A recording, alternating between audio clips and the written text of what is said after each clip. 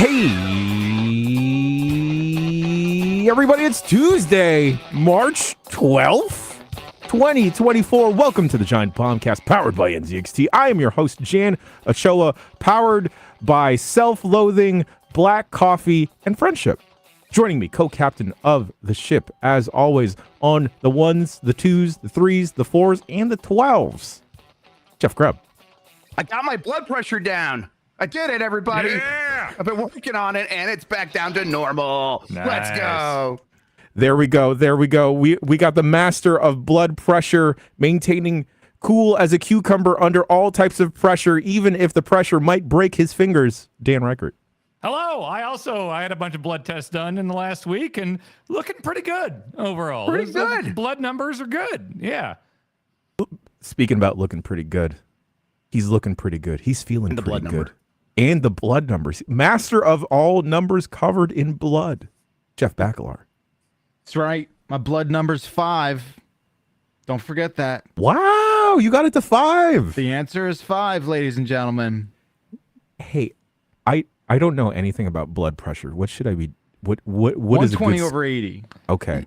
Yeah, to be fair, mine was a little low, but it was high for a very long time. So getting it back to be, it was like 117 over 75 or something like that. That's pretty good, man. And you Yeah, want both numbers to be low, right? Yes, both numbers. You want the second one to be under 80. You want the first one to be under 120. So it's like that was the goal, and it was all like all that walking and exercise. And I'm like, I haven't been trying to lose weight necessarily. It's been like, let's get healthy first. And now I'm like there. I'm like, okay, well, let's do the second part of this. So is there a two, if you were 8 over 4, is that super good? Or is there No. you shouldn't go below a certain No, amount? that's Right, low comically blood- stupid. Yeah, low that's blood like pressure is also a bad So there's thing. a, Yes. there's a window that you want to be in, I think right? there's a window, but it's for Americans, typically we have high blood pressure. Typically, Okay. Dr. Ryan in the chat says that is death. So that is bad. Okay. Okay. Cool. Great. Cool. Thank you, Dr. Ryan, for chiming in, making sure we are aware what death is.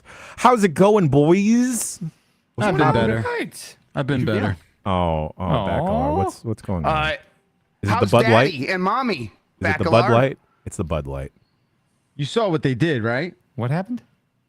You saw what these fucking people did, right? Who's these people? What are you talking Yeah, about? were you talking My about your mommy parents. and daddy? Oh, you don't know about this, Oh, Dan? No, update? what's going on? Have you- Dan isn't up to date on the we lore. stopped communicating outside of podcasts. We have meetings as well. Did this come up in a meeting? No. Here's the thing. We talk so much on streams and podcasts, I Yeah. forget whether or not where I say things to you guys. Yeah, but I feel like I talk to Day-to-day Dan a life, lot. Yes. I talk to you a lot outside of podcasts, right? Yeah, Yeah. well, But I haven't heard about your parents lately. They're staying with me for a little bit. Oh. They moved in. Oh, fun. Well, they didn't. No. Tomorrow's the day. Okay. They just brought up, I was away at a hockey tournament over the weekend, and while we were away, they brought up a lot of stuff, and Like conversationally or material? they brought no, stuff into his materially. home to Like live my with dad him. schlepped Materially. an hour in a car both ways. Okay, I was like, bring the essentials, right? Like bring what you. It was like that scene in Spaceballs. Bring what you need to survive, right? And motherfucker brought expired Bud Light that is Hell older than yeah. my son. It'll be fine. First of all, I don't drink Bud Light. Newsflash, number one. But yeah, okay? for political reasons, we know Yeah. that. For Right? You don't political shut up reasons, about it. exactly. Yeah. That beer's too woke. Okay. I've heard you talk about that a lot lately. Yeah. All right. Wait, older than your son? Yes, Jeff. Older than my son. Like many years older. it's vintage. What are you talking about? No way. They have Bud Light that's been sitting there for 10 years. Wait, and they I gotta brought tell it? Stacy to bring the can up. So okay, it's a logo I don't recognize. What do you mean? They've changed their logo? Yeah, they've changed their logo. Pretty sure you'd recognize it, right? I feel like I could recognize one from 1992. Yeah. She's grabbing a can. So the current logo of Bud Light. When you see this logo, you're gonna be like, "What the fuck is that?" You're gonna think it's from the 90s or something. It's just so weird. I told my father, I said, bring up stuff bring a couple weeks worth of clothing, bring whatever, okay? And he brought me, I think it's 12-year-old beer. Nice. Well, But it's your favorite beer. 12-year-old beer that he knows I'm a piece of shit with beer, and he still brought literally the bottom of the barrel. Like, No, it's not. That beer is so beneath I me. grew up on Milwaukee's Best Light. All right, Yeah, Bud all Light right, is if you want to get a fancy night going fair. on. All right, You're right. You're right. And Natty Light is not going to go above that on the tier list. Right, King Back, come Cobra on. 40s. Or, Yeah. I would be Steel lying. Reserve. Yeah, I would be lying if yes. I'd be lying if I said I never had a Bud Light in the last like 2 years. I've definitely had one. Can you still order? Can you order a 40 at a bar? No. No, I would have exclusively done that. Fuck, that sounds maybe Dan? like a Mickey's hand grenade somewhere, but that's not a 40. Dan, I think I smell a business opportunity for us. Just a bar that only serves 40s. Yes, We have to kick exactly. everyone out all the time. Listen, Just Steel Reserve and listen. Like, get that duct tape out of your bag. Yo, Dan, does this look familiar to anyone? Like, yes, is that's that actually logo? what I was picturing. Yes, Yeah, that does. So yeah. yeah, that's a Bud Light. I mean, yes. I know it's not the current one, but Look at No. the date on that. Look, we don't all exclusively drink in hops factories. We've seen normal beers before. Look at the date on this. It's old. That's an old beer. June 2012. Okay, and then also, I don't even know what the hell this is. No. This Oh is no. no. Wait a minute. no. He brought these little guys. These Oh, hell yeah. This Budweiser- seems cool. I want to drink with your dad. Wait, it's a little can of Budweiser. it's a little can of Bud Heavy, the Marlboro cigarettes of beers. Marble Red. Wait, what? Okay, this is like an 8-ounce little Jimmy Jam. Look, okay, how do you understand the order of the expiration date to go? Like, do you think it's day? Like, do you think it's date, Yeah. month, year? Right? Yeah. No, Okay. I month, think so. month, Yeah. date. Well, it's not because Month, this date, says year. this has a number, June, and then another Oh. 2-digit number. Yeah. Then yeah, that if it's like The year's 6th gotta of be last. June, The year's 07, last. yeah. My friends, if that is true and the year is last, I in my hand am holding 20. Wait, what? Get it out, Bacalar. What year? There's no way. There's no way this beer is 22 years old. No, I'm looking up okay, that's miniature probably Bud. not true. I'm trying to find out miniature Bud cans. Look at it. That says 02. I'm trying to see when they made those. That says 02. Yeah, but okay, the first number says 24. Look, we maybe the first year number's There's the year. Maybe no the way first number's this the is year. fresh. There's no way this is like magically ready to go. Was this in a fridge or was this in a Jen, box? I don't know. He threw out his entire house except for expired beer and an endless supply of vinyl that he also just called me an hour ago and was like, should I bring up all my vinyl instead of keeping it in storage? I mean, Again, at least I it was want to brewed drink in a- with your dad from everything you're telling me. Yeah. No, you don't. No, you don't. Don't tell me what I want to do. I want to get drunk with your dad. Backlar. Open it up and drink it. Yeah, come on. What? Are you an Yeah. entertainer or not? Yeah, Are you open a it up and podcast drink it. Just a little one. Just a personality? little one. Is it cold enough? This is older than Giant Bomb. It's Jeff. Come on. You know what you taste- have to do. taste what a freshly post 9/11 world was brewed like. Come on, This is hot off 9/11 right You, here. you No, open it would be you, nothing but red, white, and blue if it was just post 9/11. Dude, You I'll open this it and can back smell it, up? but I am not drinking it. No, you guys, Jeff. You have to. You open this can. I feel like something's gonna come out of it and grab me. Exactly, the spirit of America when everything was okay. yeah. Just open it and Right. we'll heal. Yeah, Wait, so you said post 9/11, 02? we all agreed on something. What's that? It's 02? Like Dude, 2002. 2002. So it literally is older than the Iraq War. Like that's like I'm saying Dr. 02. Ryan says to do it. He's a this doctor. predates shock and awe.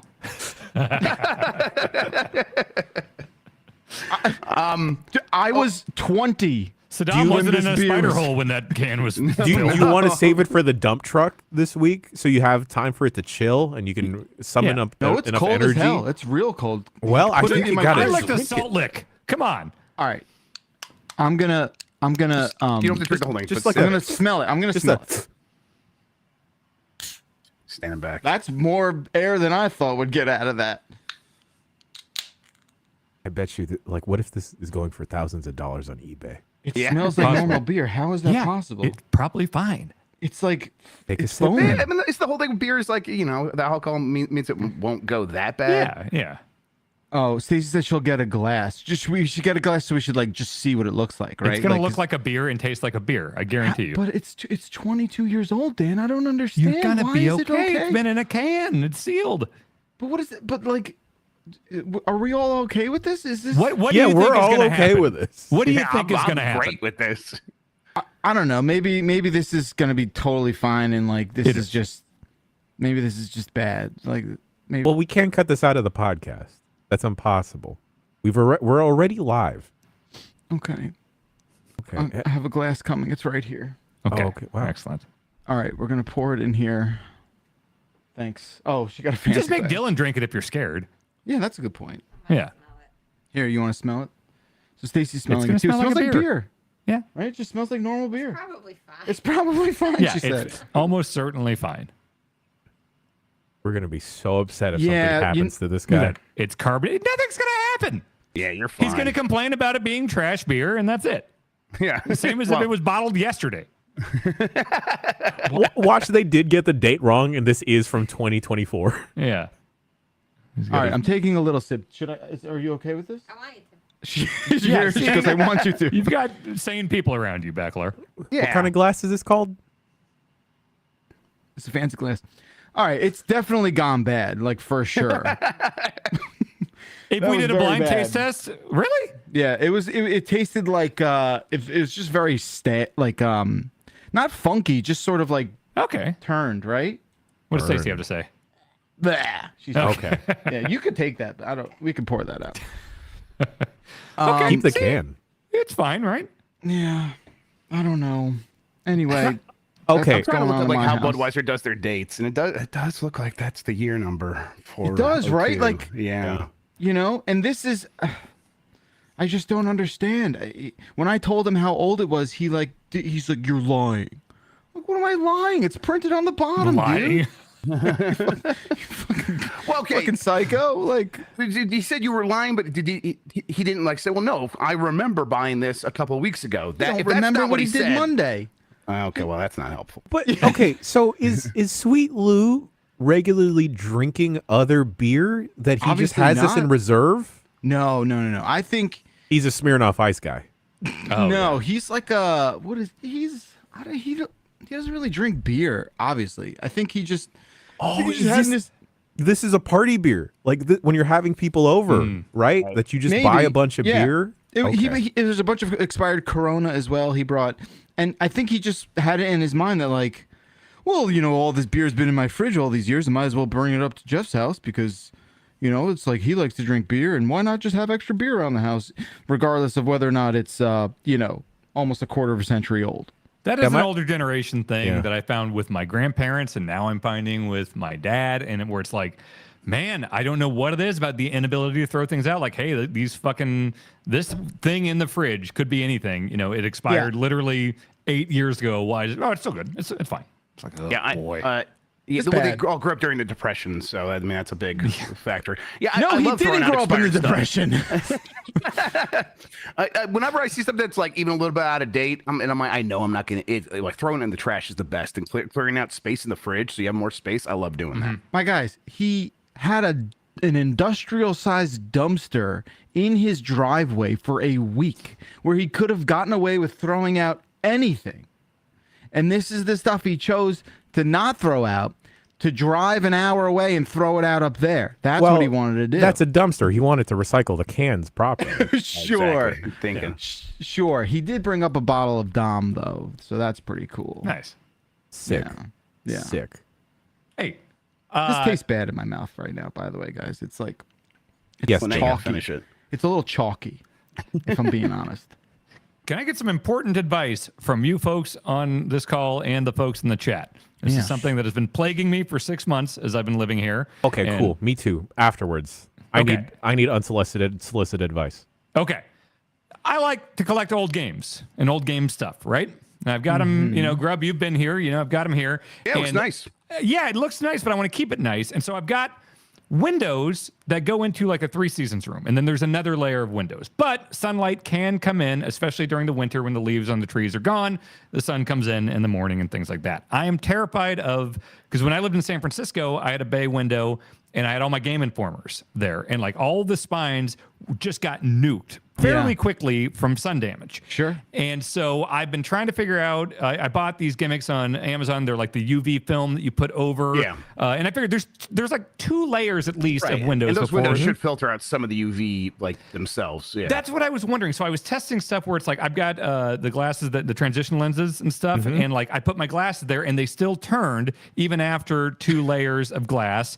And then You did science. Well, yeah, and I have a blacklight flashlight Pretty that came impressed, with actually. like That's a good Yeah, test there. I like that. I did the glow in the dark flashlight that came with the analog pocket, the glow in the dark one, and I put a dollar bill, like $100 bill on the other side, and the black light on the other side of the, and I still saw the strip. So I'm like, shit, I think UV is coming through, and so I'm trying to figure out how to protect my games and stuff, and I just got a quote. It's $720 to get 5 windows UV protected. Do I need that, or is it like there's 2 layers of windows before any can even hit the games, you know? I'm a believer that like any prolonged exposure to sunlight is eventually going to deteriorate the thing. Like I just think you need to either move them. Like that's not an option.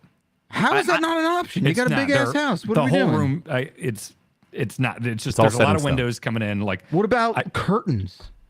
Well, so I bought some shitty, like, just ones on Amazon where you just cut them and they just kind of fold down. Yeah. But I would love to have just a thing, because now that it's getting nice outside, I'd like to have those open and not have to use these. So I have a similar situation in, you've been in the pinball room, right? I have a bunch of hot toys there. And I don't want the hot toys being exposed to sunlight because it'll change the color of like the clothing on the things and everything. So I have them in a spot where like they get no sunlight, like, and the sun moves across. So it's like sort of, it's like positioned in the right spot so that over the course of the day, the sunlight just doesn't interfere with that. And you can also get like blinds that'll like go up and down. Like, Well, that's the thing. I feel like curtains or blinds, like actually installed ones, would cost just as much as just getting this like UV protection on there. And I would rather just have the UV protection and not have these big curtains or blinds, Yeah, I hear you. $700 sounds pretty reasonable to me. That doesn't sound like a lot. For those 5 giant windows, yes. That Oh sounds yeah. pretty okay. Here's the thing too, though, right? You do what you want with your money. The only thing that I would like caution against, right, is like you just don't know. You won't know till it's too late, right? Like if with the sun UV damage. Oh yeah, if you notice it, you're fucked. Yeah, that's what I'm saying. Like, so if you go with the UV coating and it's still being exposed to all the sunlight, and for whatever reason they just aren't as effective as you wanted them to be, or whatever it is, you aren't going to find out till it's too late. The only way to be 100% sure is to like get the blind, get the curtains, right, or just like move them. I haven't been in that room, but I also feel like I've not been in a lot of your rooms, Dan. But I've also figured out solutions to problems in some of your rooms, Dan. That is true. That is true. true. So maybe if you want to, FaceTime and we'll figure it out together, I'm happy to do that. But definitely can't move, but like all the like really good ones are in. Like I buy those like UV protective boxes and the acrylics and stuff on eBay. So like there's like numerous layers of shit before it gets to the game. So I'm wondering if it's overkill to actually get this done, or if I would just, it would kill me if this actually like got damaged. You're protecting a collection. I see it as an investment, but Baglar's right. Like, who's to say it does work? The UV film stuff. Yeah. It's like 3M. Yeah. This is like, it blocks 99% of whatever, So, yeah. You know what a curtain blocks? We're positive it's just the UV that does damage, right? Because there's a whole bunch of other waves of light that would still get in. Yeah, that's what I'm saying. That's what I'd be worried about. I don't know. Huh. Like exposure to UV sunlight, is right? the most effective. Like, I think that's the thing that has the biggest impact. Yes, but I don't think it's just UV light. I think you can still see some damage otherwise. All right, maybe I'll get a quote on some like curtains, just basic blackout curtains or something. If there's a sun doctor in the house, please reach out to the Bombcast. Yeah. We need a Told sun everyone. doctor. Sun's fucking terrible. What did I tell you? 3M should be legit. Yeah, there's I think 3M stuff is kind of what I'm looking at here. That's what the quote's for. Okay. Yeah, and I mean if you get them like, if you get the UV protection and maybe get a little bit of a tint, so it like really dampens the effect of the sun overall, maybe that would probably do the trick. I mean, I don't know. I don't want to give you any guarantees, so I'm not sure. Okay. I'll keep looking, but yeah, I do want to get some sort of permanent deal going on. Okay. Okay. Now I need advice from you three and the community go. here. Mm-hmm. All right. Let's go. I am a fucking mess in my life, and this Sure, is we know this. we know this. I'm a dirt person. Sure. My real shoot person is just a shitty person. So Always said I that, thought, yep. what if I get my life together and just schedule stuff out and actually hold myself accountable to things? And this worked perfectly, timing incredibly well, because I believe it was last Friday, Grub, that Lucy was on Game Mess. Yes, she talked about time blocking. Yeah. She was talking about time blocking, and I was like, all right, okay. And then this past Monday rolls around, Bacalar tells me, it's like, Jan, you got to get on Asana. Make us Asana. And I'm like, you know what? All right, I will make us Asana. And then I thought, what if I do that to my own life? What if I regiment and schedule my own life and hold myself accountable? So I've downloaded Notion. And if anyone has any out there has any templates that you like or tips for Tell me about staying Notion. on? Notion is basically Notion's like great. Asana, Dan. So It's like a notepad, but with Yes.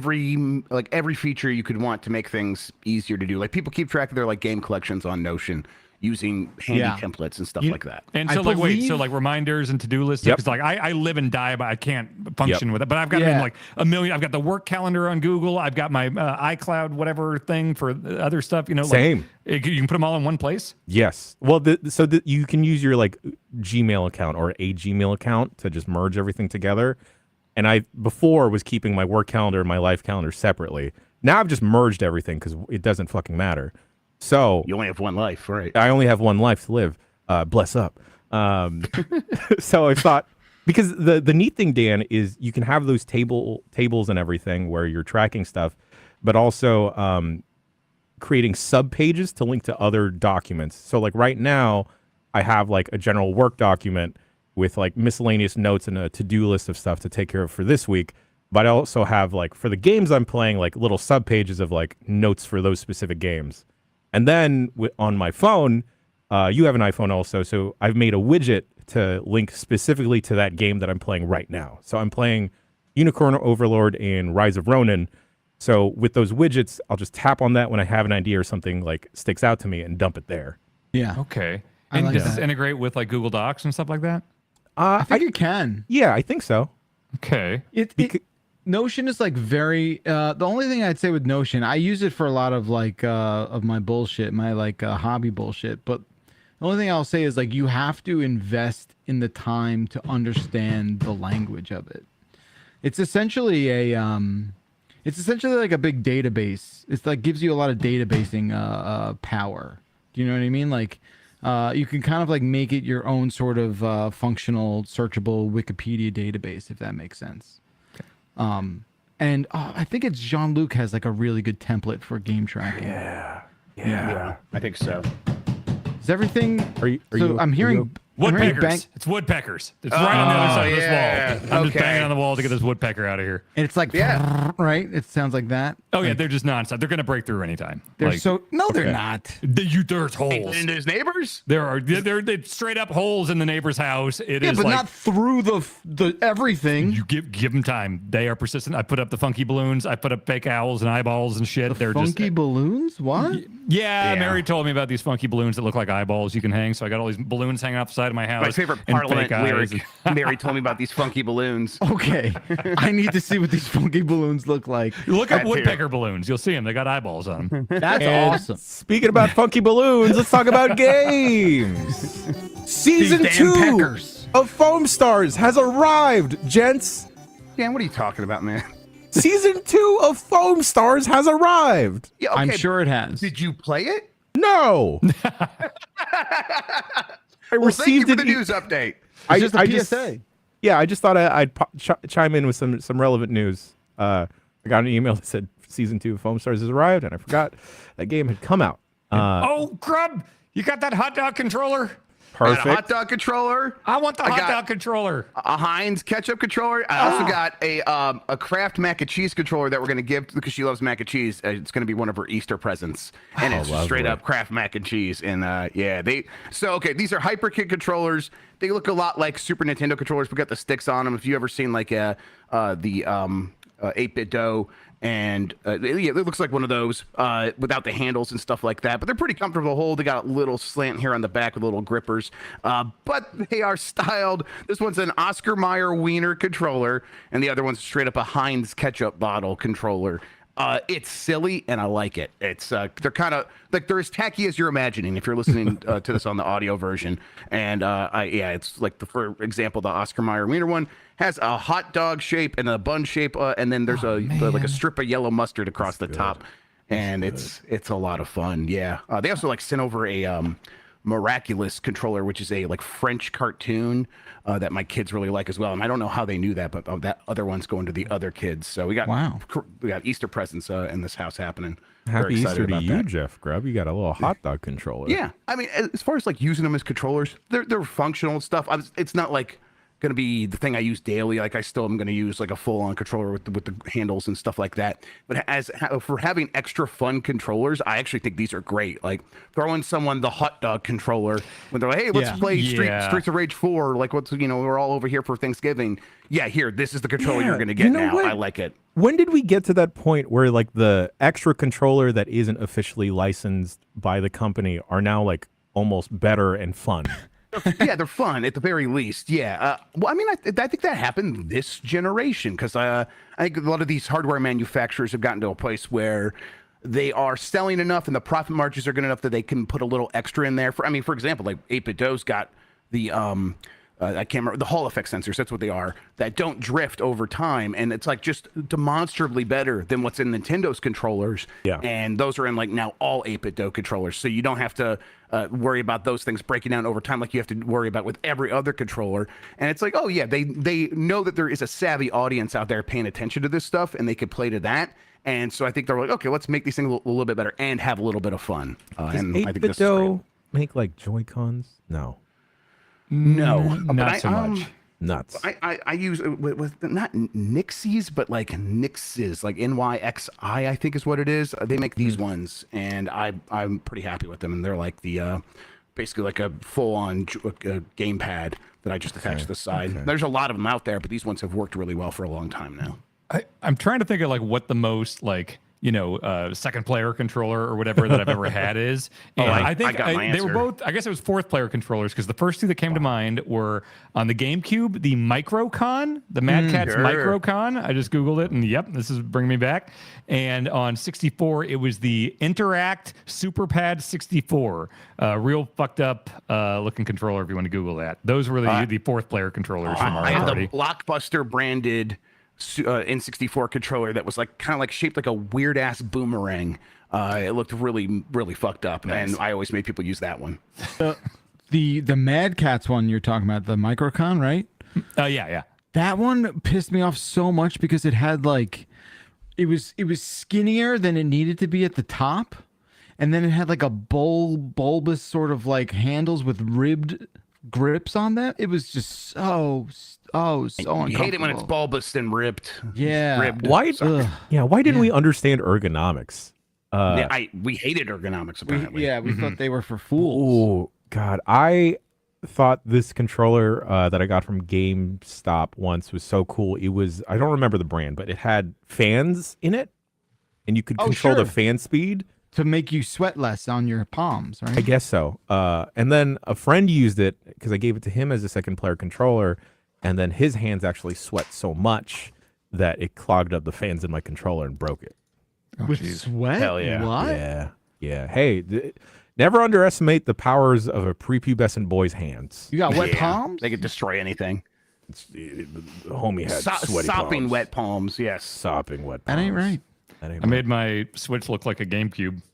Oh, yeah. That looks really good, This dude. Nitro deck. Yeah, this I don't know if it's pronounced crooked, CRKD, but it's a straight up GameCube. Corked, yeah. I might look into getting one of those. I think those. Are you happy with the results? Or is like comfortable and everything? I just got it like a couple days ago. It's comfy. Yeah, it's definitely a little bigger, but it operates like a pro controller. Basically, you have to turn on like the pro wired thing, but like it's got its own rumble and everything. So I think aesthetically, I love that. How stable does that feel, Dan?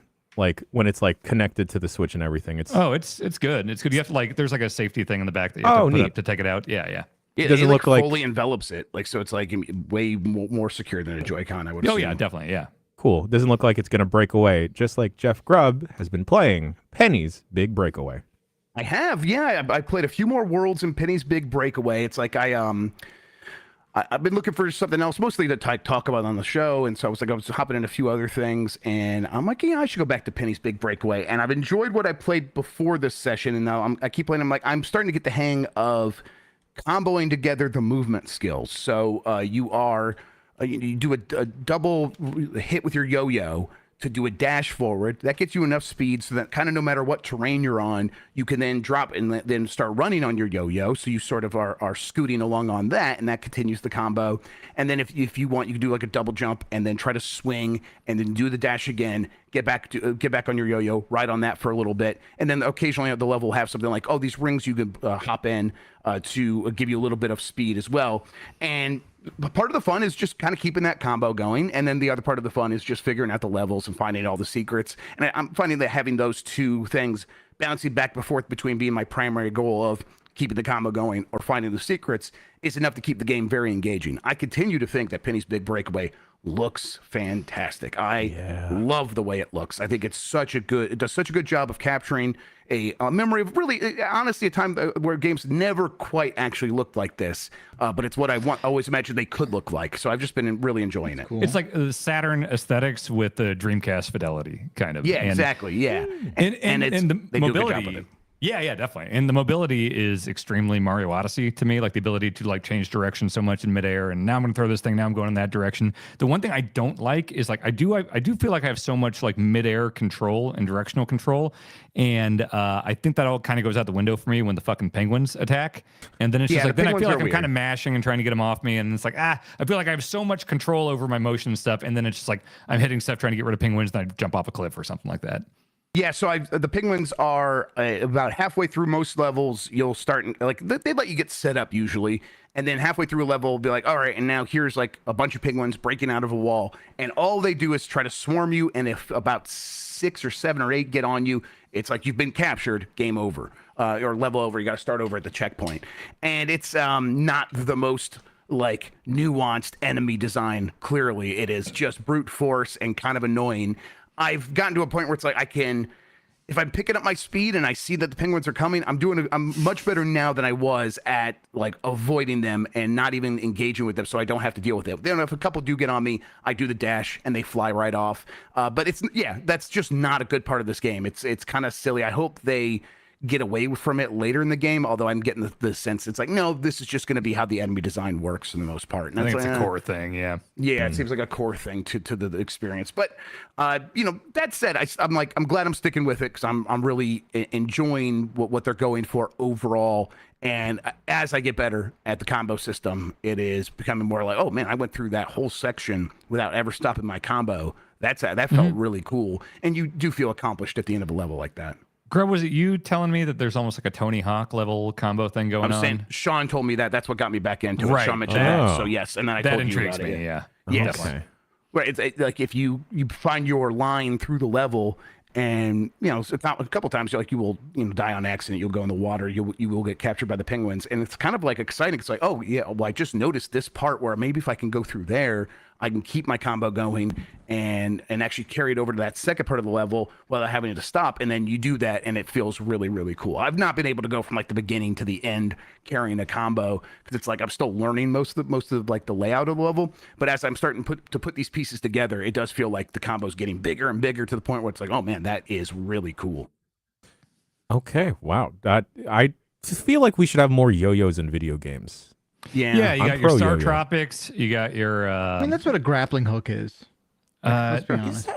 It is. Almost. You try Batman grappling on top of a building with a yo-yo. No, I won't because I wasn't being literal, but I think like they are more or less a similar sort of adjacent device. Right? They're a thing on a string. Yeah, like, and that's what Penny's doing. When Penny like grapples onto the air and swings from it, that is a grappling hook at that point. But it's just That's grapples. Bionic Commando. Sky. Yeah. No one had the guts to call it a yo-yo. Is what we're saying. To the air. It's you can just grapple. you can like swing from anything. It's just, and that's actually one of the coolest feeling things in the game. Is just like, oh yeah, I like forgot about that for a while because I was doing the dash a bunch, and then I started using that again for platforming. And it's like, oh okay, if I mix this in more often, first it feels cool. Second, it really helped me keep my combo going because it slowed me down in certain sections of the level. Speaking about feeling cool, I'm curious as to whether or not, Dan, you've been feeling cool with some brief thoughts on Unicorn Overlord. Oh yeah, I started it and I did like the first couple battles and I was like, wait, I don't have any input on this. They're just fighting. What the hell? I like to play a video game. I don't just want to watch stuff. And I put it down immediately after like 4 minutes of the game, fast forwarding through the story, seeing 2 fights and not having control over it. I was like, fuck this. And I stopped. And then I went upstairs later that night and Bonk had been playing for a while. And she's like, I love this game. This is really cool. And I was like, well, I thought you couldn't like really control the battles or anything. She's like, no. There's all this strategy and stuff with how you play. So, like she explained, she knows how to talk to me. She's like, no, you can actually do this and that. And I was like, oh, let me try it again. And then I played more than 4 minutes of the game, and I was like, oh, okay, there's actually some pretty cool stuff you can do here. All right, that's why it works. So, okay, well, I thought you had that little arc there. Okay, now I'm interested to hear more. Yeah, I've done a few of the actual, like, not just individual battles, but the stages. I've done a few of the stages now. And it's like, oh, shit, there's some, like, RTS stuff going on here. There's some, like, I'm garrisoning structures. And I'm like, oh, I could optionally go kill these guys, or I can draw this guy away from the bridge and attack him. And, like, I'm going to set up this guy to take the hits and this guy to do the healing in the back. And it's got me. So, yeah. For whatever problems I have with the story, I can't deny the power and the excellence of Vanillaware's character designs, because, like, I'm sticking with it because I like the gameplay mechanics, but also I just want to see what other like freaks they'll throw my way. Yeah. I don't know if y'all have seen this. It's been circulating on Twitter, but there's a clip of a very tall and muscular character coming out of the woodwork in Unicorn Overlord. Very Rhea Ripley adjacent type deal. And it's like, I've seen this. I gotta get to her if she can join my party. I didn't know there were mommies in this game. This is the same company that did the one, what was it, like 10 years ago, where there was a big controversy about the boobs being too Crown. big? Yeah, Dragon's Crown. With the witch with the chest and the Amazonian with the thickest thighs that have ever been conceived by the mind of man. Yeah. What have I always said? Thick thighs save lives. You know, absolutely. Hey, yeah. What if your head was in GoldenEye? They ended lives. Oh, that's true. Good point. Well, you know that person was on the wrong side, obviously. Right. The thighs taketh, and the thighs giveth away. Yeah. I've gotten to a point in Unicorn Overlord where I feel like I want to have like a whistle and like a coach jacket, because I feel like because I'm not directly playing and I'm just like taking care of the format and guiding people where to go. I feel like the best and worst coach in the world, like because I always underestimate the unit's speed. Like Dan, you can attest, like the cavalry units or the knights on horses way faster than the dudes on foot. That I'll wind up sending both out at the same time, thinking like they can kind of do like the leapfrog unit switch once you get there if they're in the same vicinity. Yeah. And it never works out. And then my horses always get smashed by hammers. The thing I also love about Unicorn Overlord is that we're bringing back big hammers. I haven't enjoyed a big hammer since perhaps Monster Hunter World, or the last Monster Hunter Rising. Was that the one on Switch? Yes, yes, that's got to be what it's called. What else could it possibly be called? Rise. Yeah. Yeah. Harley Quinn, not a big enough hammer for me in Suicide Squad. That's why the game performed so poorly. That's why you need multiverses. There's just going to have a bigger hammer in there. Yes. Jan, I could picture you in like tracksuit and whistle, and like I could see you being like a really good coach of just anything. Yeah, I could see it. And I'd totally accept either of you yelling at me in the heat of the moment, and just me not acknowledging it at all, and just continuing on with the game. Travis Kelce on you, absolutely. Stone faced, yeah, absolutely, yeah. Just eye on the prize. Just put a headset on me and just like, oh yeah, God, that sounds great. That, or like I'd be the best at a drive-through. Dan, yes, you've also put on this document Astro Duel 2? Yeah. That's a game I had not heard of at all. And then I had a bunch of people over for Sting's last match. And Ben Hansen was like, hey, I want to try out this game. I want to get a local group together. Can we play a little bit after the show? And I was like, yeah, absolutely. So we had a group of like 6 or so of us playing it and on the Switch. And it's you can do it with the Joy-Cons. So you don't need like 6 Pro controllers or whatever. So we just kind of broke off a bunch of Joy-Cons and stuff. And it's the way he described it, and it's very accurate, is Asteroids meets Towerfall. So like... Okay. You know, it's very much that kind of like, you know, pixel-based graphics and like you're a little dude. But like when you're inside this like gravity field or when you're in an interior, you're just a dude running around with legs and arms and stuff and picking up guns and rockets and grenades and stuff like you would in like a Towerfall type thing. And then quick kills, things like that. But the second you go outside of that, you're in space and you turn into a little ship.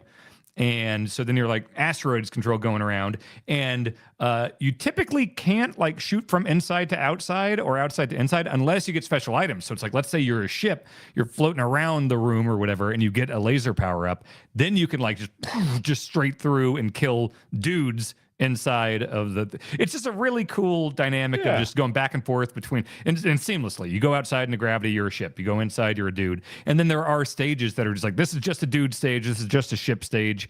And it super works. It was a lot of fun. A lot of that just like, you know, slow-mo replays, like, oh, I gotta see how I died there. Oh shit, that was awesome. Oh, look at you dodged that and you reflected that, and it's really cool.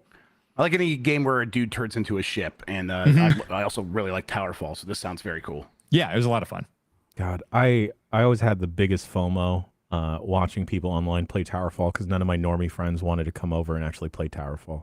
Oh man, there was a brief period where I was bringing an Ouya around with 4 Bluetooth controllers. Oh my god, that's what the Ouya was. It was the Towerfall machine. Yeah, and the crazy frog one, whatever the frog was with the ragdoll physics. That was the other Ouya game. We should do a Mount Rushmore of Ouya games. Oh, that's a great idea. It's the only Mount Rushmore with 2 heads on it. Yeah, and then we gotta get Mike O'Malley to do like an intro for that pod and just go ooh, you have it. I appreciate that, Jay. Thank you. That was very good. No, it was very good. We'll give out an aggro crag. We'll be all. And back to Mo with the leaderboards. Mo. Yes.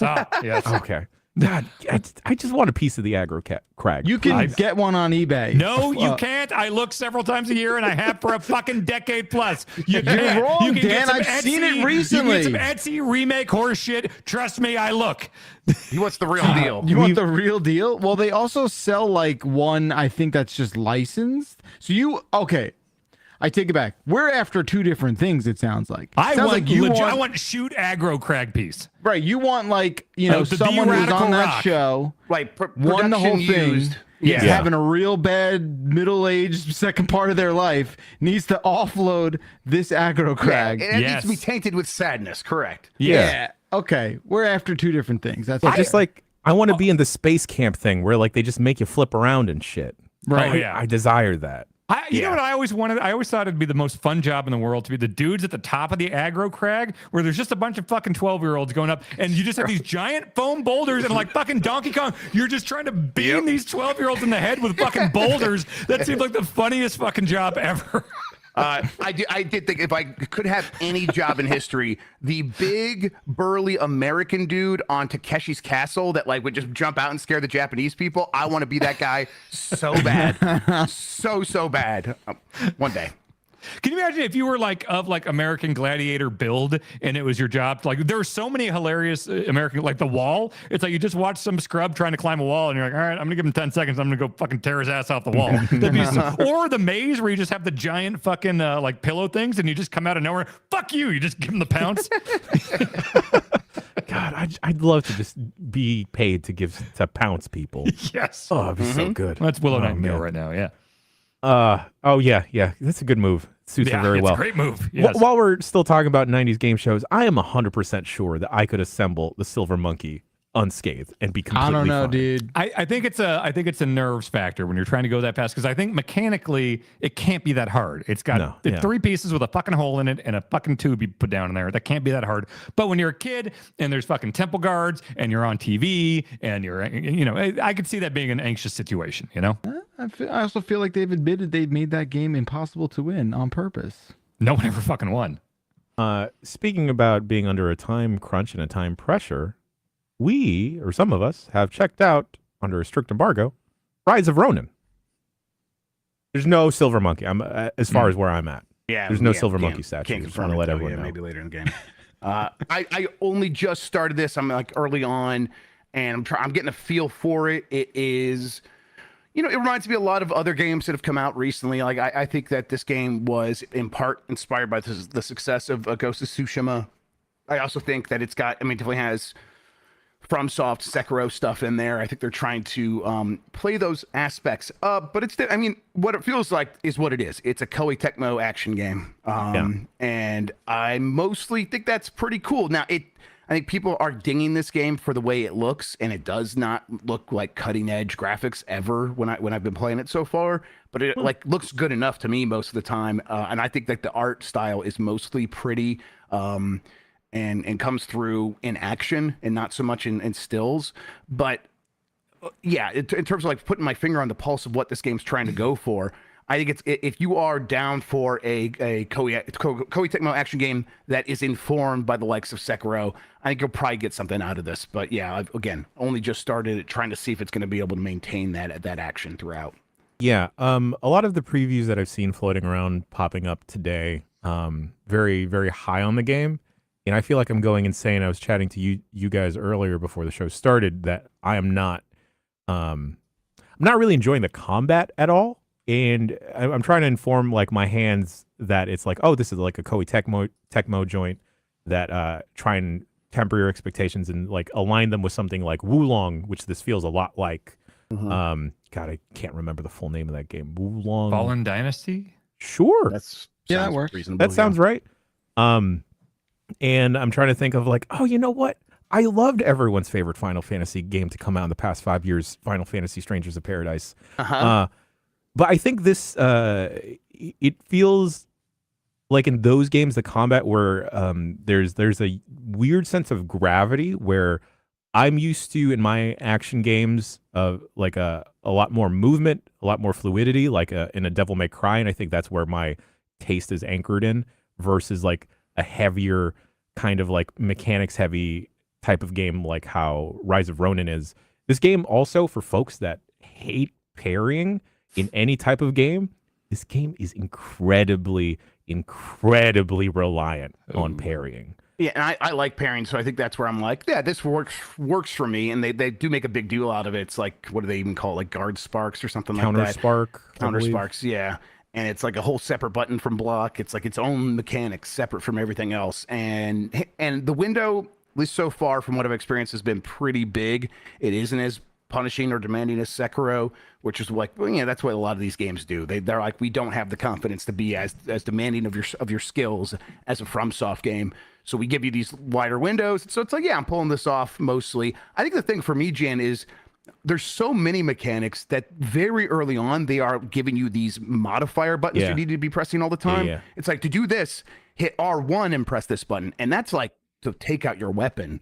I'm like, what? And then immediately after that, it's like, all right, now hold down, I think it's R1 again, and like press something else. And it's like, okay, I have to be thinking about these modifiers already constantly. This isn't like some, tertiary skill. It's like, no, this is a core skill you're going to be using constantly. And I'm like, that's a bit overwhelming. That feels not streamlined, not optimized in terms of the gameplay experience or something like that. But and maybe they earn that later on by giving you so much to do that it feels like, of course, we needed to use all these buttons and all these combination factors. But when you start off, it just feels like, okay, I'm probably not going to remember that, so I'm probably not going to use that, and that feels core to this game, and that's a little discouraging. Yeah, it's funny with what types of information they are throwing at you. Like, they're very willing to explain every different game mechanic when it comes to the combat. When it comes to like the story flow and the general progression, once you get into the open world, it's kind of just like, all right, just go over there.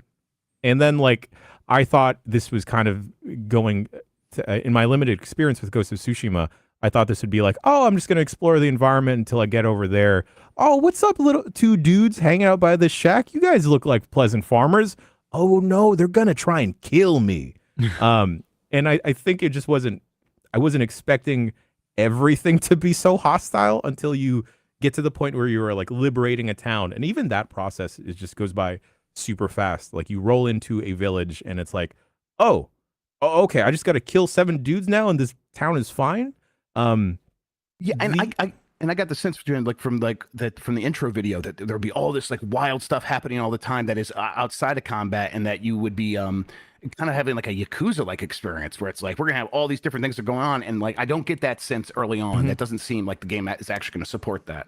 Yeah, I think it's probably just I'm hoping that it is just limited to like this opening section of the game where it does kind of feel super light and kind of empty. But even like a Dragon Ishin, similar-ish setting, I feel like start on a stronger foot. But I feel like maybe because of the foundation is there for like a Yakuza game to have that sprawling, well-connected type of city area with a bunch of stuff popping off versus like a massive open world. Because I looked at the map and Jesus Christ, I don't know if I started feeling the open world fatigue and started sweating just looking at it. But it does seem like there is a lot of depth to it. There's like a very expansive skill tree. They have you focus in on whether or not you want strength, dexterity, kind of just like how you would in a Souls game. But I'm curious to see how it opens up. I really want to get to the whatever flight suit that we've seen in trailers because I want to be a little squirrel hang gliding man. And what character like trait did you choose? I chose seducer, so I do have like a higher skill check, I guess. And so I'm like, okay, well, I don't know when that's going to come in handy, or if that's like something more passive in the background. So I think that does come in, and that comes in on dialogue checks.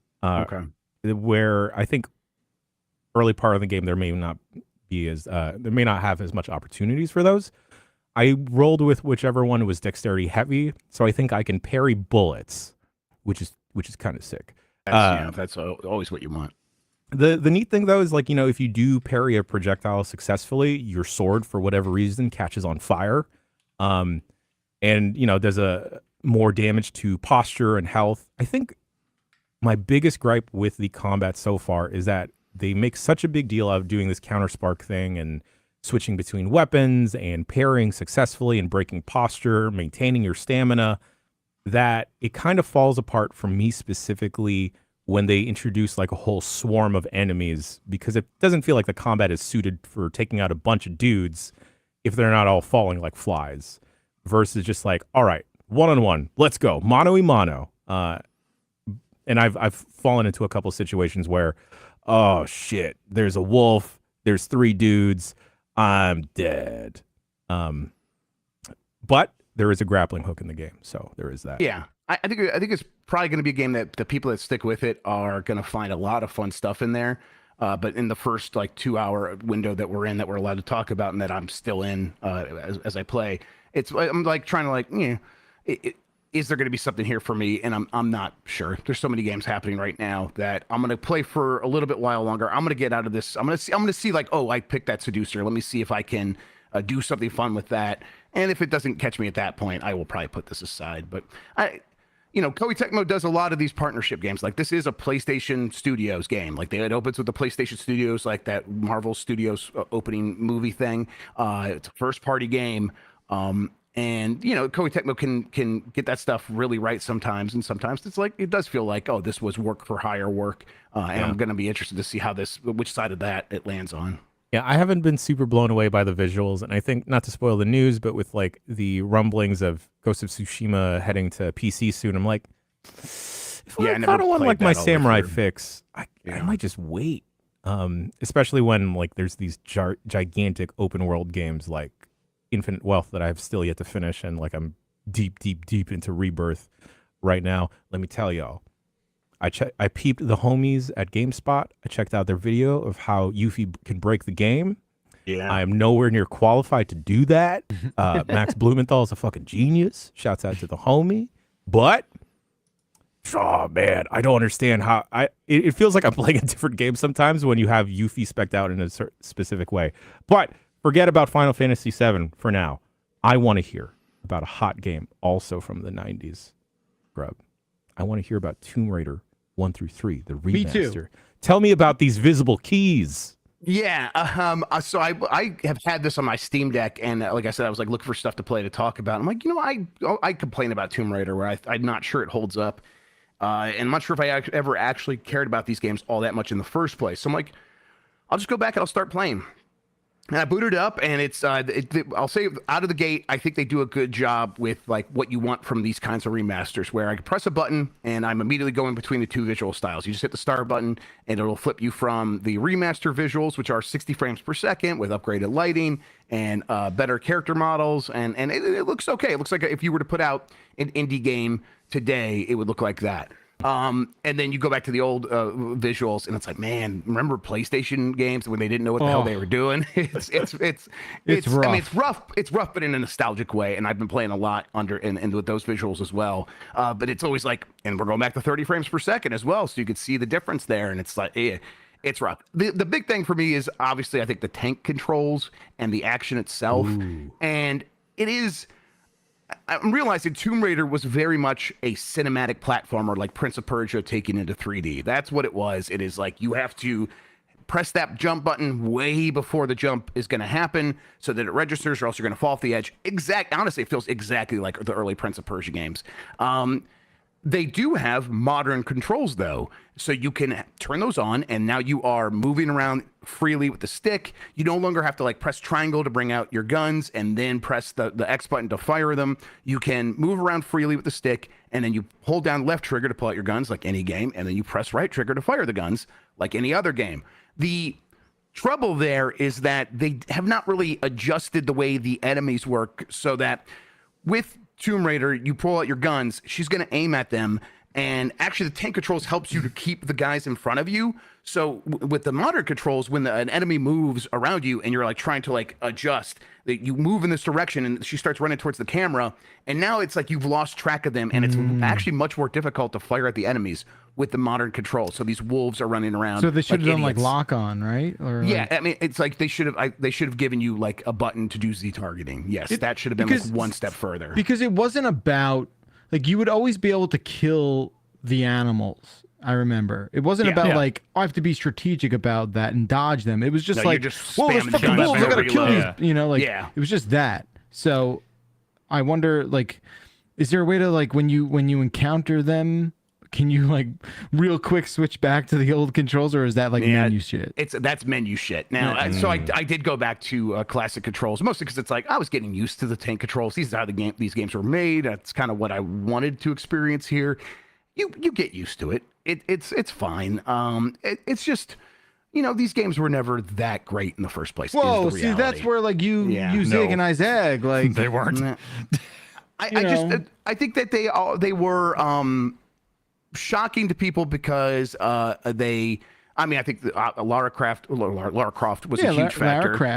Lara Croft was a huge factor of like, oh, this woman character, and she's sexy on the cover and all that stuff, and that they played that up. And I think it's just the fact that it was like this 3D adventure that did feel somewhat cinematic.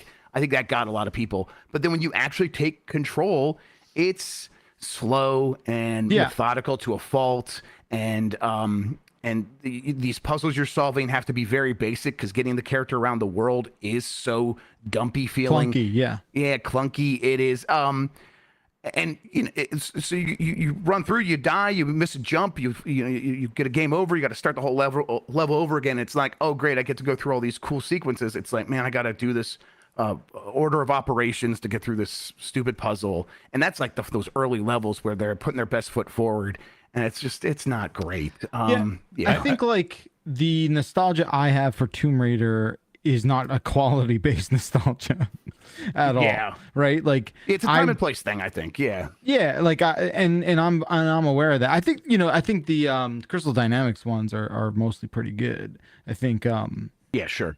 That sort of just turned them a bit kind of into Uncharted, right? And just sort of like did that pretty well. But I think the old ones, I have very fond memories of just like banging my head against the wall with this stupid fucking PlayStation game, being like, this makes no sense.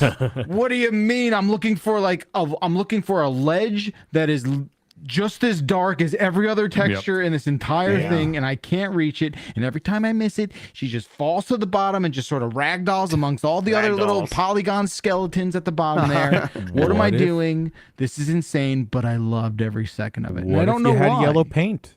you'd There be you go. able to see that ledge. See, back then there was no yellow paint. It had not been invented yet. And even like there wasn't even like a second analog stick for most people, and so No. you couldn't even like easily pan around the environment. Like for reasons that Grub mentioned about the platforming feeling so deliberate and everything, I was so used to Mario and everything that I never really liked the platforming, and I also never really liked the puzzles. But I was blown away by the T-Rex. So I owned the game, and I remember I would just play up to the T-Rex every time and kill it and be done.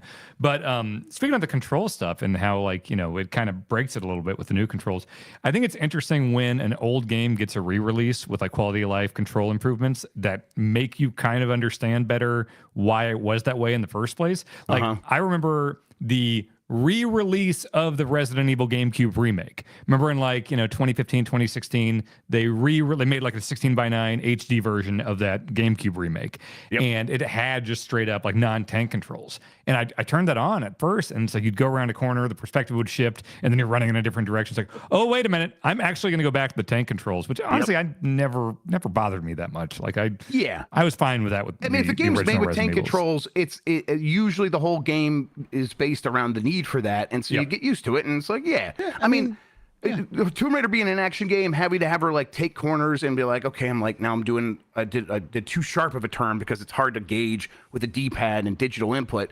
But whatever, you get used to it pretty quickly, and it turns out having the full controls is a little bit more annoying for other reasons, and so it kind of needed to be this way. You're right, and you get used to it, and it never bothered me so much. Tank controls are fine for the most part. Yep. I probably am. I might try to beat this first Tomb Raider because I'm about halfway through it now. Ooh. And so I'm like, I think I want to just beat it and say I've beaten it recently because I don't. I remember like not playing Tomb Raider, and then Tomb Raider 2 came out. I think I got it running on my PC, and I played a lot of it, and I never loved it at that time. So I don't know if I've ever beaten any of these original 3 Tomb Raider games. So might try to make that I think I finished happen. 1 and 3. I don't know if I did 2. So, I'm trying to remember like which one was the one that people liked the most. I think they like Tomb Raider 2 the best. Dark Angel. You're right. That's the one. That's number 3. I think 3 was also Dreamcast. Sounds There's right. Last Revelation was definitely on Dreamcast. I can't remember if 3 was. I mean, 1, 2, and 3 are all on PlayStation 1. I might have gotten a Dreamcast. I do want to go through 1 just because I just want to feel all the feelings. I think that this, if that's what you're after, I think this remastered does a decent job of giving you that. But there's no like quality of life improvement for like hints and stuff. It's still all the same sort of like bang on everything until you find the way forward. Yeah, that's right. But like, I think what happens with the button to switch between the two visuals, if you're looking for something and you're like can't find it, if you switch from one to the other, something's gonna pop out. That happened with me. I was underwater and I couldn't, I found the gate and I'm like, how do I get out of this gate? I'm gonna drown. And I switched the other visuals real quick, and then that made the lever I was supposed to be pulling pop out to me.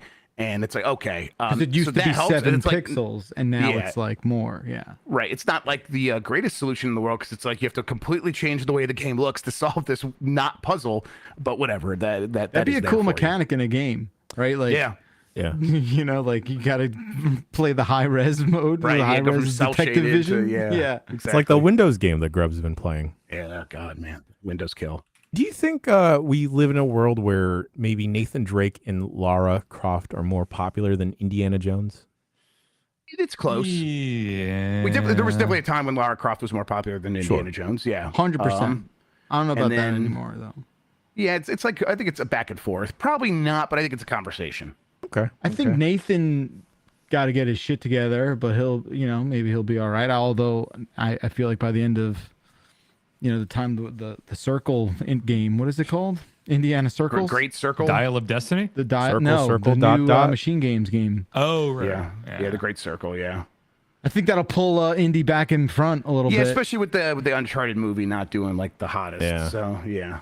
Well, I mean, I think we should talk now and end the segment with the greatest circle, the squared circle, ladies and gentlemen. That's a good one. Thank you. Yeah, well done. WWE 2K24. I haven't had the chance to check this out yet, Dan, but I've heard good things about this one. It's good. It is good. I've been shitting on WWE games for most of my career because the large majority of them are bad or different shades of bad. This, I would say, is the best I've played since 2K14, that first 2K one. And that was the 30 years of WrestleMania mode. This is the 40 years of WrestleMania mode because that's how time works. So I played through the whole showcase mode, and I still am very annoyed by the way they structure that and pace it out. Because all these matches are like, I like the idea of recreating these classic matches, but the way they do it, where it's just like there's 15 super specific objectives you got to do, and then if like just some horse shit happens on the 15th one, I was like, oh, I didn't reverse 3 strikes in a row, you got to restart the whole thing. And the way, like, I understand that you want to show the history of these matches, and so they like to cut, you know, in and out of the their slingshot technology or whatever they used to call it, of the actual footage. But it's like they want you to play, like you want to play the exciting moments of the match, the big moves and stuff. So a lot of the times it's like I'm just watching, like I'm watching Hulk Hogan and the Ultimate Warrior lay on the ground for 2 minutes. Or like rest holds, like headlocks and bear hugs and stuff. And I'm watching this with like way too specific narration. Like, you know, they have Corey Graves reading a ton of stuff where it's just like Hulk Hogan and the Ultimate Warrior ran crisscross against the ropes for the second time. And then they ran into each other and it took Hogan longer to get up than the Warrior. And then Andre the Giant hit his head. Oh, is he going to be dazed? But then Hogan got back in the ring. And it's like, okay, I don't need all this. And also I don't want to have to do every hyper specific thing and set my controller down for 2 minutes while I watch this. And it wasn't until I was done with that, and I just had my friend John Carson come over, and we played a bunch of multiplayer matches, and that were not constrained to reality. We did Muhammad Ali versus Rob Van Dam in the Hammerstein Ballroom for ECW, and I got Ali powerbombing RBD through a flaming table and shit. And like, that's just when you get to play a video game, and it's fun. It's actually like the systems make more sense to me this time. Like, I feel like the last decade plus of wrestling games, or all the way back to the SmackDown vs. Raw series, it's just been a million different, like, how do you gauge, you know, stamina versus this meter and that meter and your reversals. Now I can't reverse because this meter dropped down. Like, I feel like, I don't know if the tutorial is just better or if they kind of consolidated things quite a bit, but it makes more sense. I kind of just understood what was going on more. It does annoy me that, like, a lot of the gameplay does still come down to, like, staring above your character's head and waiting for a triangle to pop up and being like, oh, gotta dodge that. You know, like, it's all like this, like, waiting for a reversal thing that pops up for a couple frames. That's not fun, but I don't know how else you do it. I feel like wrestling, like, there are 100 wrestling games and like 6 of them are good. You know, I think wrestling is a hard thing to translate to video games. I think the stuff that it does well is, like, you know, all the creation stuff, even in the bad games. The creation stuff is really fun. It's fun to make wrestlers. It's fun to make entrances. And, like, you know, and that stuff is still there. So when that's there and the gameplay is better, like in this one, I think you've got something. It's still not a great game, but I think it's a good game now. The additions, like the ambulance match is pretty fun. The casket match is like a less fun version of that, where it's basically just you try to beat up the other guy enough to where you can beat this mini game at the end. It's basically the submission mini game where you're just, you know, jamming on buttons faster than your opponent and stuff like that. But yeah, it's solid, good roster. You know, the showcase mode annoys me as it always has. I mean, that's over a decade of that. But I don't know. They started writing the ship after 20 was disastrous, and they took a couple years off. 22 was better. 23 was better than that, and this is better than that. And I think they're moving in the right direction. So good to see. Yeah, I remember. I think it was last year's release, doing the showcase mode and just kind of just sitting there watching polygonal men do rest holds, and that's my least favorite part of shoot wrestling is rest holds. Okay, but I'm glad to hear that they're on an upwards trajectory. Give me big head mode. They had that a few years ago. I wonder if I haven't seen big head mode yet. You can play as a Cody Rhodes injured pec action figure. Right. Oh, cool. Yeah, with the whole red gimmick like there. Red, yeah, yeah, it's that Hell in a Cell one. Yeah. Okay. All right. Well, I mean, Cody's all over this one. Yeah. At least folks now don't have to. Well, I guess right now they have to make their versions of CM Punk, but down the line with some DLC, Punker's going to be in there again. Yeah, he'll be in the season pass. Yeah. What a weird world of wrestling we live in, but don't worry, we won't talk about wrestling right now, at least. I'll be talk to you about wrestling. It'll be like sprinkled throughout, folks. Don't worry. It'll be like a little flavor crystal. You bite into it. It's like, oh god, love those. Like a clothesline. Oh man, that's a nice power bomb. Folks, we'll be back with some video game news right after this quick break.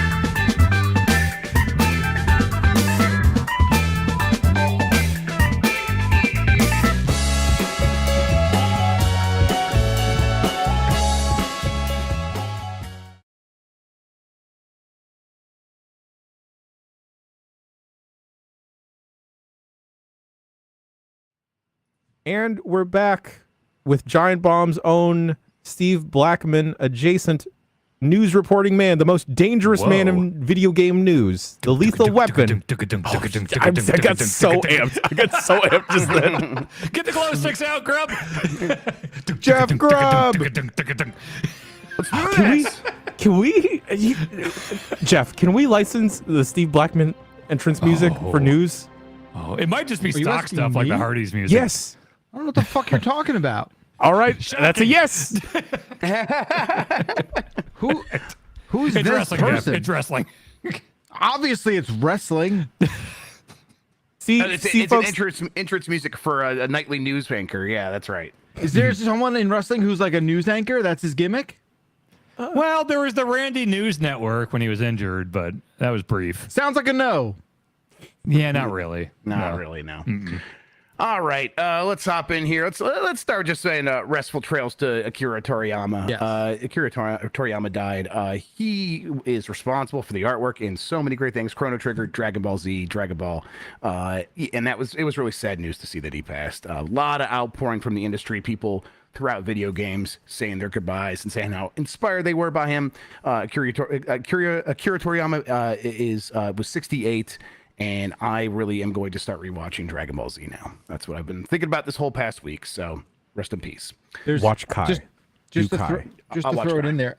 You know, I'm not hyper familiar with like a lot of anime, even though I go around calling myself an anime expert. That's just my gimmick. And at the end of this week's Jeff's Bizarre Adventure, John talks about the sort of like impact that that this person had on the world, and Tam helps him talk about it. It's really good to hear that. Like I was very impressed and sort of it was a heartwarming sort of a send off. So it was very special. Just an actual titan, just someone that was as culturally influential as you possibly could be. Everyone knows Goku. It is like the creating Superman and kind of beyond in many ways. All right. There was a leak for that Spider-Man The Great Web, which was the multiplayer game that Insomniac was working on. The trailer leaked online, and this was like a fully market-ready trailer. This follows the big Insomniac leak that had a ton of data in it. This was something that people had found in there, and it shows what the game kind of was actually supposed to be like. We've seen screenshots before, but this really lays it out as what the product would have been. It was a 5-player multiplayer game where 5 people get together as different versions of Spider-Man and take on the Sinister Six in New York City. And it looked really cool. I mean, it's hard to like look at that and be like, well, why wouldn't you put that out? I mean, I can assume that like, well, they got to a point where it's like, yeah, it works, it's functional, it's fun, but is this a game we could support as a live service game for a long time? I mean, I don't know. I hope it's not as simple as that, but it's probably what it came down to. But this trailer's out there. It's got Yuri Lowenthal, the voice actor for Spider-Man, narrating it, setting it up, and boy, I'm bummed that this thing is not going to see the light of day, at least as it stands right now. Certainly. Yeah, it looked really cool, and just seeing it kind of like visualized of like 4 spider people just whipping around seems incredibly chaotic. And at the end of the trailer, they have them dropping through like the like temporal dimensions and stuff, and it's like, oh man, you could get really funky with this. I know. Like you could be your Scarlet Spider. You could be what's his face. Tell me about it. I really struggle with this because I do think you almost want to like not believe it's for reasons that are solely, just sort of that cut and dry kind of like, well, we just have to pull the plug because it's not going to do as well as we want it to target to do and stuff like that. And that's really upsetting. Yeah, and it's they had multiplayer modes that they were working on for Spider-Man 2 that was going to come out in an update, and the word was that that's been canceled as well. It's like all the ideas that could like show up from this. It's like where are they going to have a chance to reemerge? Obviously, Insomniac's still doing a ton of stuff. They are going to make that spin-off Venom. There's a Spider-Man 3. There are X-Men games, multiple X-Men games in the works, all from Insomniac. So they're busy. I'm glad that they don't have a distraction from that stuff in the form of an ongoing multiplayer game. But if they could have made this work, that would have been very cool. It's a shame that we won't get a chance to play it.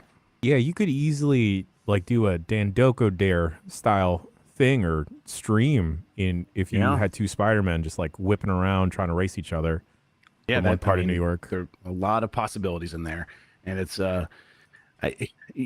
we lived in a world at one point where it's like, yeah, every game can have a multiplayer mode ship with it, and now it's like, well, if the multiplayer mode can't stand alone as its own game that will last 4 years, it's not even worth going after that. So, and I think that's where we're at right now. All right, get out the hard drugs for Mario Day. Time to celebrate as Mario does. What? That's what the doc says. There's only one way to celebrate Mario Day, and that's with lots of alcohol and hard drugs, Bacalar. Do it right. They had a handful of announcements on Sunday, which was March 10th, also known as Mario Day. 3 games are joining Game Boy on Nintendo Switch Online. That's Dr. Mario, Mario Golf, and Mario Tennis. I'm a fan of at least 2 of those, and I think Dr. Mario's got great music, so that's pretty cool. It also gave dates on 2 upcoming games. Paper Mario, The 1,000-Year Door is releasing May 23rd, and Luigi's Mansion 2 HD is dropping June 27th. So we have a good idea of what Nintendo's first half of the year lineup now fully looks like. And then, of course, they dropped a tiny bit of info about the upcoming Nintendo and Illumination co-production of a new movie based on Super Mario Brothers that will be a follow-up to Super Mario Brothers. Why was their language around this so odd? Yeah, so they don't explicitly say sequel anywhere, and they say things like, it's we're thinking about broadening Mario's world further, and it'll have a bright and fun story. We'll hope you look forward to it. And then Chris Meledandri, who is the head of Illumination, said, I'm thrilled to announce our return to Super Mario Brothers. We start animation soon, and rest assured we're stressing over every detail to get it right. So listen, this game's going to be very Mario related. It probably is going to be a sequel. Movie. But I guess there's a movie. Yes, thank you. There's a chance they might try to do something that's maybe a little bit more of a spinoff first before they do Mario 2, and that's why they're couching it in this language. I don't know. People were speculating maybe this would be a Yoshi-focused movie. Yeah. That seems a bit early. I don't know. They should do it, but like good. Yeah, maybe that's not an option, Bacalar. I don't know. No. I mean, look, I enjoyed that first film as it was fine, right? Fine. But like totally, I think what they maybe learned was some of that. I think some of that fell through the cracks of people being like, "Oh, this is a movie, and this could be better." And I think maybe that's where it's going to come. Maybe that's where that energy is sort of making room for. They could do whatever they want. It doesn't matter. It does not matter. They could literally tell a wildly different story, and it wouldn't matter. People still go see it, right? Like Yeah, you can do whatever think you want. Mario's guaranteed to be box office success? I think from the outset. From I now think on? so. I think it's like a really solid bet. I think it's a wildly low risk gamble. Yeah. For sure. Yeah, I At this agree with that.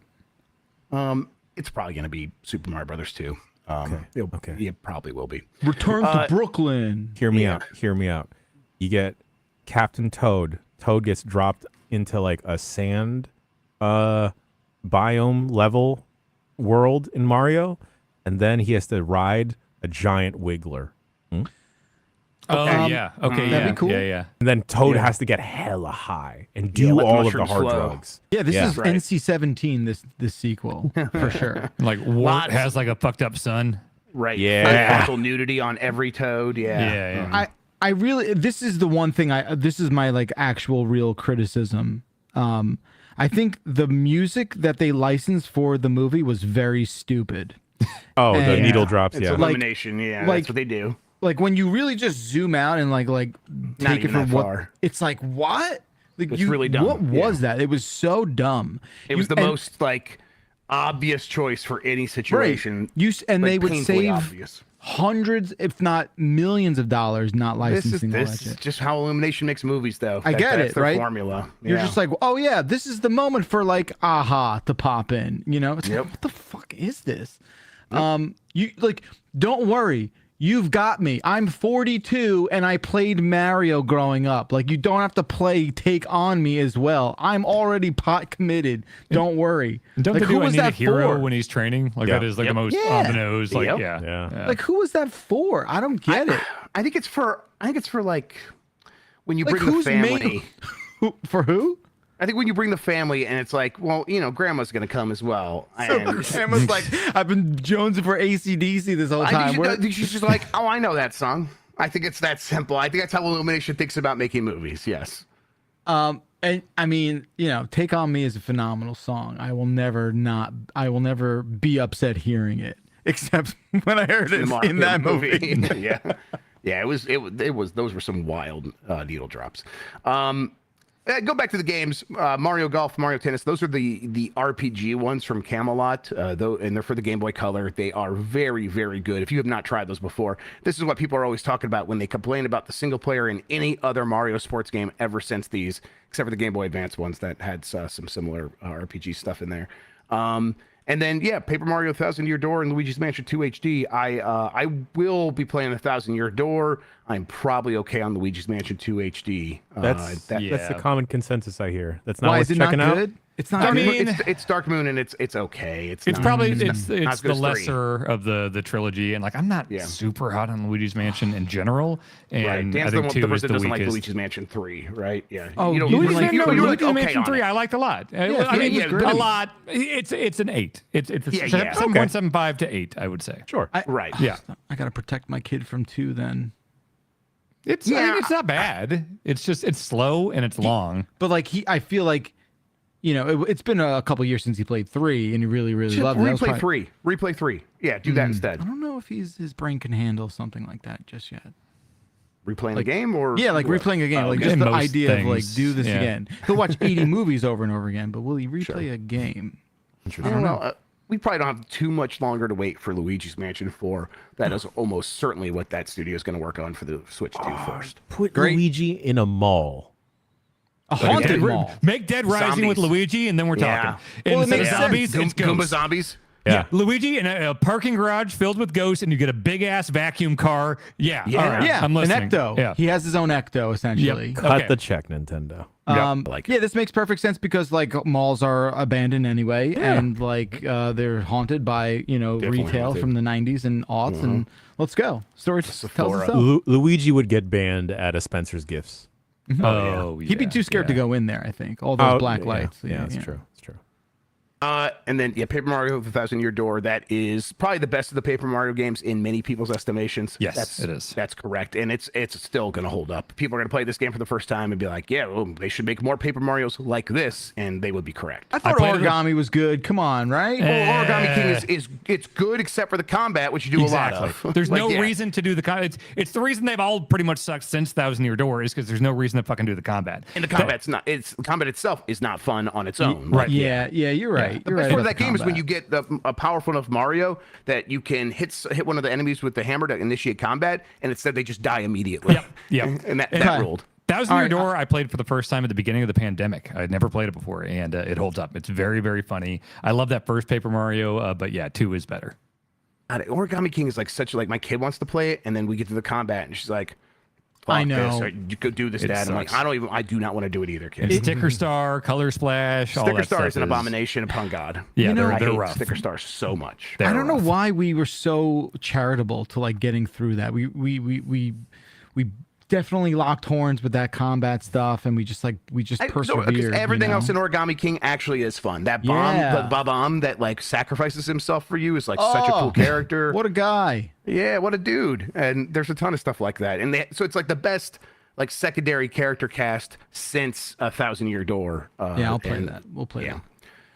Adult Swim Games, its entire library may get delisted by May. This is news out of Warner Brothers continuing just to beef things up. They are retiring the label within 60 days, according to Fist Puncher developer Matt Cain.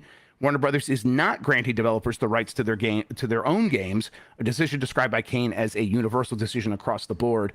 Developer Owen Deary also discovered WB's removal of his 2016 game, Small Radios, Big Televisions, from digital stores, citing, quote, business changes, with WB declining to transfer games to their creators.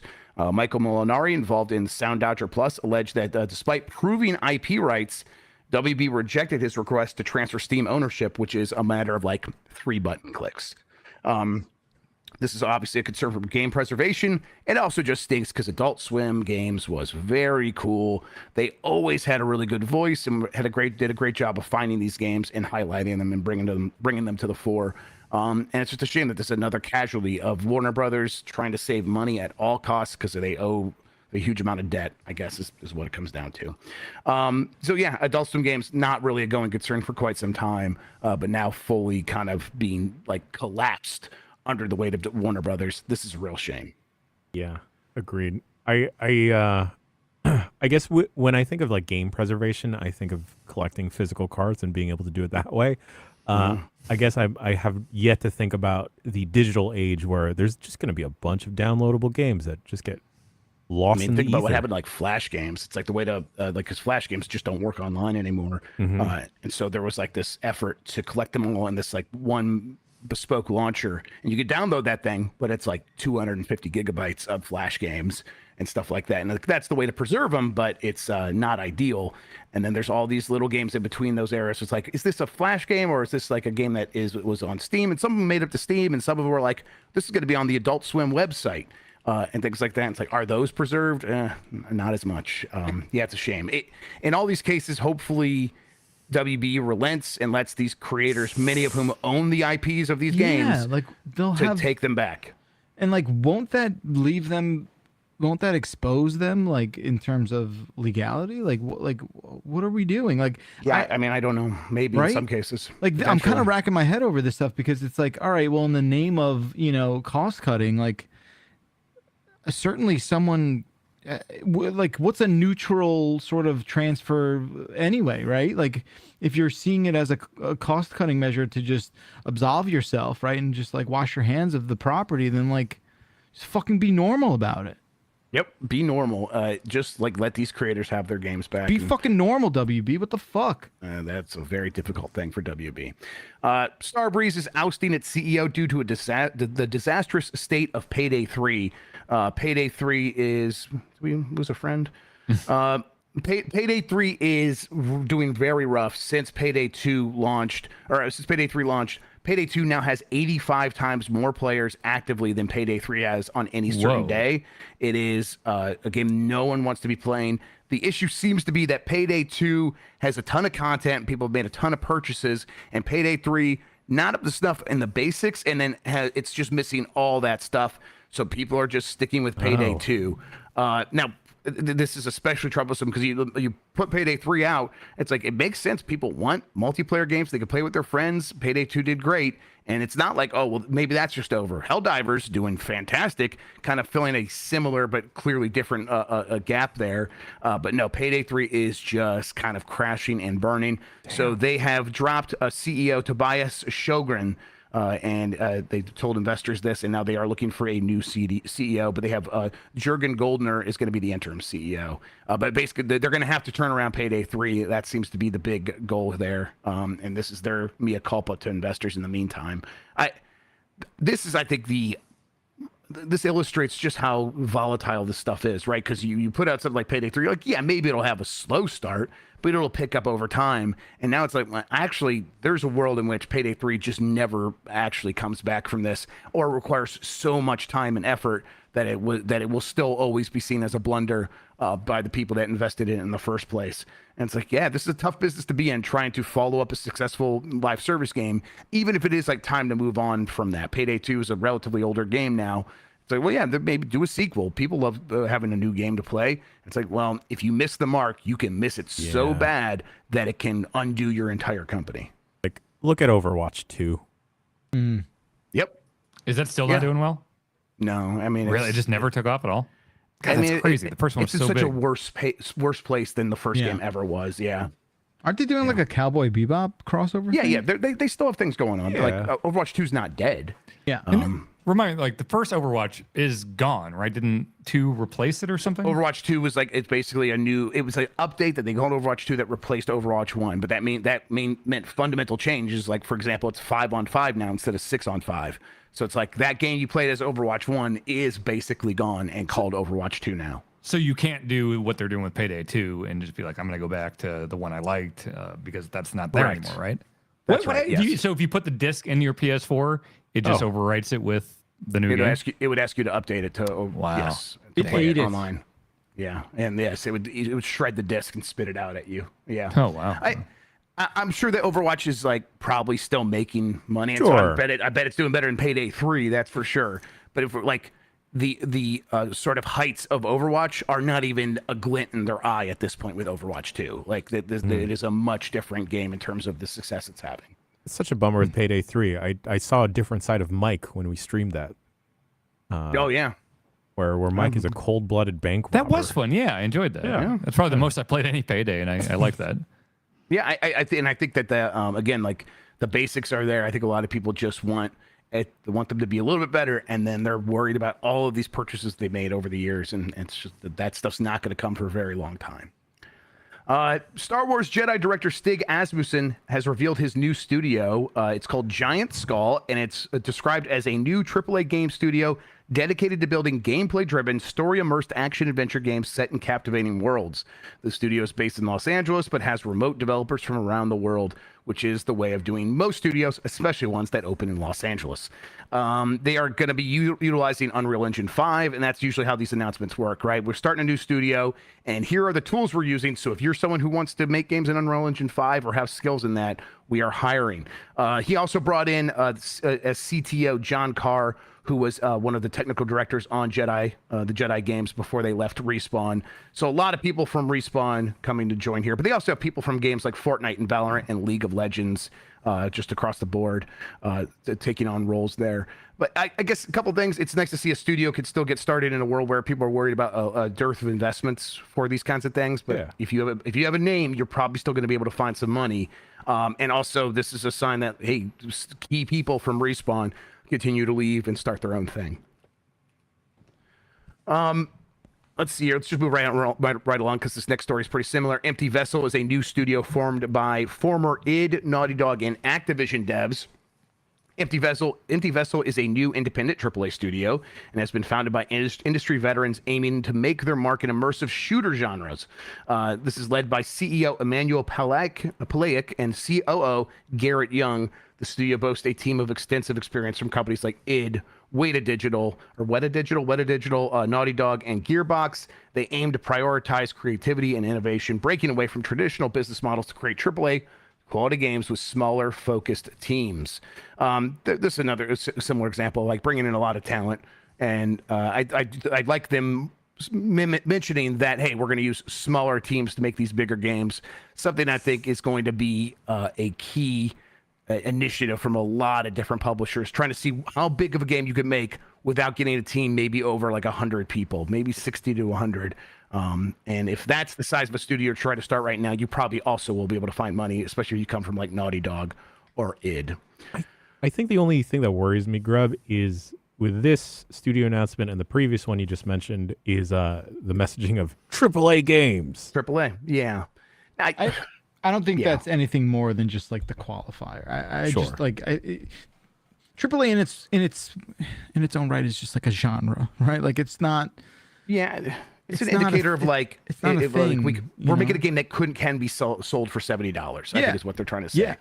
And whatever goes into that. Now, I mean, I do think that is what the next several years from game development is going to be, figuring out how to do that with a little bit less. And I think people will be looking to like, hey, Ghost of Tsushima was made with like a $60 million budget. What, can we do something like that?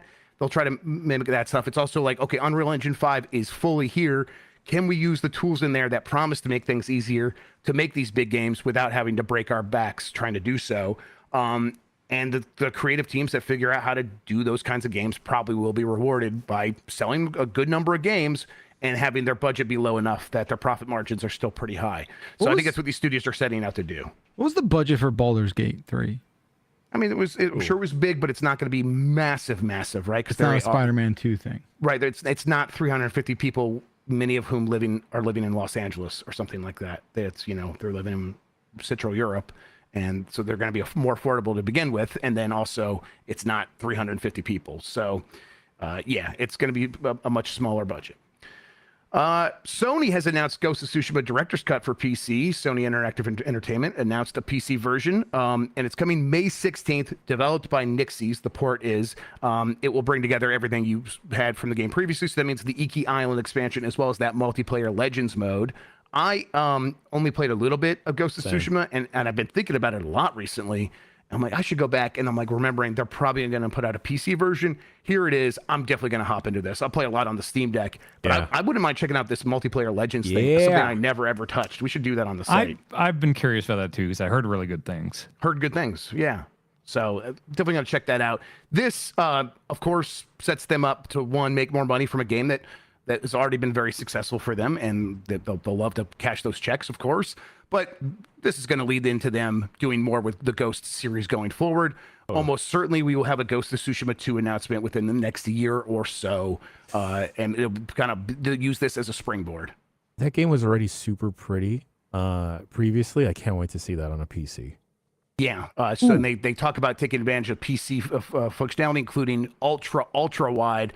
You can have 3 monitors all hooked up and have the game across all 3 monitors. So it's not even like, it's not 21 by 9. It's not 32 by 9. It's something like 48 by 9 or something like that. Something wild. Going back to Rise of Ronin, going back to the game segment, it has a very good horse. Good horse. Good horse? Good horse. It's like almost an Elden Ring horse. Ooh, okay. I love a good horse in a game. This will also support like DLSS 3 and AMD FSR 3 and all the recent technologies. And yeah, I'm looking forward to checking this out. Final Fantasy 16, meanwhile, is going to head to PC, but probably sometime in the next year. Square Enix provided an update, and producer Naoki Yoshida revealed that while development is progressing smoothly, they're working on optimizations. Naoki Yoshida said something along the lines of, we'll have a demo within the next 12 months. But I wouldn't be surprised if this game's out by this holiday for PC. That makes a lot of sense. They probably will try to get that done. The game did have a small little exclusivity window on PS5. It could have shown up on PC by now, but they mentioned at the time of releasing the PS5 version that they were just focused on that version to make that as best as it possibly could be. And now here we are a little bit later, and like they're getting the PC version ready. And about a year and a half from release, that does put it in the holiday window for this year. So if people are interested in checking that out, that seems like the likely release window for this. I desperately need to mod in Tifa as Clive. Yeah. But it's still Ben Starr. Oh, yeah, of course. Yeah, he's got a great Tifa. yeah, I think that's one of the things where I'm like, hey, I enjoyed my time with that game, but thinking about what you could do with mods, maybe that could make that game even more interesting for me. And I would see it through at that point. Who knows?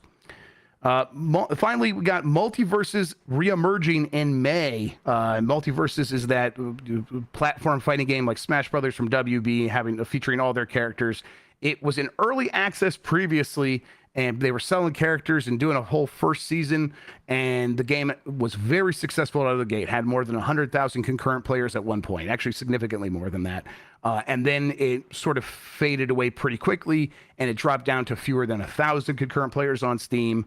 And they announced out of nowhere that the game was ending its early access season, and it will go away, and they would bring it back at some point. Well, now, more than a year later, I believe, it's here, May 28th. It will re-release, and it will still be free to play, but they're going to give it a second chance to see if it can catch on. I'm glad that it didn't just disappear forever. I'm glad it's getting a second chance. I also don't personally care. That's where I'm at with Multiverses. I don't know if you guys, I know, Dan, you love playing as LeBron James in any game you can, so... I was trying to figure out if this was the Iron Galaxy one or not, but that was a different one that had verses in... is it Rumbleverse? Rumbleverse. Which is also... That died and stayed dead, right? Yes, that died and stayed dead because the world is unjust. That is a good game. That was so good. Yeah, I remember that was the one where you could do a stunner and it was 316 damage. So that's And then the movement was like Hulk Ultimate Destruction. Yes, that's right. And you could do an awesome elbow drop off a building, and yes, God. It was very cool. And it just, I think the biggest thing is it wasn't on Steam. It was exclusive to Epic on PC, and I think that hurt it the most. Yeah, but I have no interest in Multiverses. Also, I don't understand what the fuck Warner Brothers is doing with anything. Yeah. What's with that? They got a Wile E. Coyote movie with Will Forte and John Cena, and it's supposed to be funny, and they're just not putting it out? Yeah. And you know why specifically they're not putting it out? Because they got offered money to put it out, and it was a good amount of money, and everyone's like, why won't you accept that? And it was the reporting came out that they were worried they would sell the movie and make money, make a profit on it, but then the company they sold it to would put it out in theaters and make even more money, and it would be embarrassing for them. Oh. That sucks. They should put that movie out. I want to see that. It sucks. Oh, that makes me just... But that's not even the first instance of them withholding a movie, right? Wasn't they've done it several times now. Batwoman, yeah. Was finished filming and everything and is never going to see the light of day. Yeah, these movies are finished. Yeah. Is that David Zaslav's fault? CM Punk's buddy? Is David. Yes, David Zaslav. CM Punk's David Zaslav. Okay. Yeah. Are they just bad people? Yes. They seem stupid. They're stupid and bad. Yeah. And petulant no doubt. in a way that I cannot understand. Oh my God. Mm-hmm. Well, you got these are also the geniuses that renamed HBO Go to Max, the one to watch for HBO. Yeah, that's where you go to watch HBO is Max. Yeah. Just smart people. The idea, oh God, as if the embarrassment of another studio or distributor doing well is embarrassing, but the story about them wanting to do that is not as embarrassing. I don't. Yep. What's happening here, idiots? It's baffling stuff. This is a loophole in the taxes they're trying to take advantage of, where they're going to be able to write off all this stuff on taxes, so that will save them a couple $1 million, not as much money as they would make from selling the movie, though. Which again, they had multiple offers for around $30 million. But yeah, it is. It's baffling and frustrating, and it's a really dark period for this. They need to change that tax loophole, though, where it's if you do this, the movie doesn't not come out. It just becomes public domain or something like that. It's insane. The movie has the clear waivers. Yeah, clear waivers. Yeah, that's a great rule. They really should do that. Yeah, that would be super sick. What's gonna happen? Am I gonna get Dune 3? Is Warner Brothers gonna fuck up the bag and I'm not gonna get Dune 3? See, you want to say Dune 2 made a lot more money than Dune 1, so you should be good, but who knows? God, they're so stupid. Why do people get paid so much? Your asset must clear waivers. Yeah, I like that a lot. All right, that does it for the news. I'm handing the show back over to you, Jan. God, LeBron James. Do people like that game though? Like the Smash community? There was some fondness for it at the time. I think mostly the Smash community was like, "Yeah, you guys did a good job. We're going back to Smash." I think they're mainly on PlayStation All Stars Battle Royale right now. Yeah, that's where the Yeah. bulk of the players are, of course. Yeah. Yeah. Yeah, I mean, you want to do dirty hotel cash games. It's only in PlayStation All-Stars. Yeah. I like with this WB like universe that they're pulling from. They had like they have like Bugs Bunny in there or Marvin the Martian, stuff like that. I don't know like what character they're holding back that they could announce to get people so excited. I think like they have the Joker in there and stuff. It's just not the same thing as when Nintendo's about to announce a character and people are losing their mind about who's going to be in Smash next. Like legit, like going insane, trying to figure out who it could be. WB just doesn't have that. So, and that's a huge part of getting excitement around these games. If, it's like, it's like a also ran platform fighter. If that's not drawing people in, they don't have what it takes to kind of make this thing keep going there. Is the Terminator in Multiverses? Is the Terminator a Warner? I just see Terminator franchise under the Warner Brothers franchise wiki. Yeah, I don't remember. He's in Mortal Kombat. Yeah, sure. Okay. Could they put Orange Cassidy in there? Oh, That'd be cool. Could they put Little Nicky in there? Ooh. Okay, well, if they put Little Nicky in there, I'm showing up. Oh, could they put perhaps Austin Powers in there? Now I'm interested. Yeah. Yep. Okay. Zaslav, get me on the phone, baby. I'll turn your company around. Well, that does it for the news. We're going to take another quick break and we'll be back with some emails.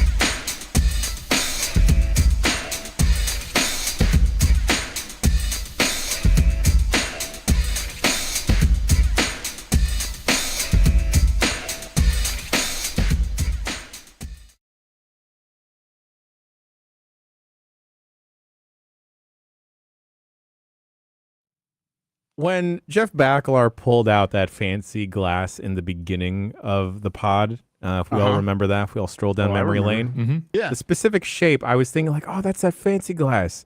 And for some reason, I couldn't get it out of my head. It's not a sphincter glass, right? No. Oh, definitely not that. That's what it is. Snifter, not sphincter. Thank Yeah, you. Okay. sphincter's Yes. something very different. Emails. Okay. Quite the... Sphincter is not just butthole, though, just so we're clear. Like, your heart has sphincters. Can someone played- check, does sphincterglass.com go somewhere?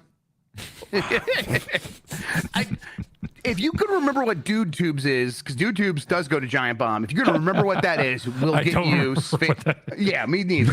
What Wait a was minute. dude to? Is it possible Dude, that's don't not remember. filthy? Or How what was do that you from? Dude, why do I constantly discover new URL forwarding? Like, We've got some good ones here. Yeah. YouTube's is amazing. Dudetubes.com is great. That's what I'm going to Oh, retweet can this we- cone thing. No memory. Can we still have- like next time we're gonna all be in person for like PAX East. We should do Yeah, weeks. some like those trick shots. We should just try and do that for a while. Oh, do yeah. that. Oh, my God, I would love that. Just play horse. Yeah. Oh, no, I would love to do but some like trick shot shit. you know where you ricochet like the ping pong balls off a bunch of popular hands. Yeah, and Yeah, it would my just kid crush our lives for that Dude shit. Tubes. Yeah. I would love that. Yes. God, and then you and Dan need to constantly wear backwards hats and just go Yes. dude tubes. There we go. There you go. And then like my God, Bakalar Dan in a will hat. come in and like power slide and go dude tubes. Nikki, is it really next Thursday? Shut the front Yeah, door. it's a week from Thursday, you Wait, guys. PAX is? Yes. Yeah. Oh. We're on a plane. Yeah. Wow. And then- okay. And then we're gonna go somewhere very soon afterwards, Dan. Yes, we are. Yes. Yes, yes, Yeah, I'm going someplace very exciting with you.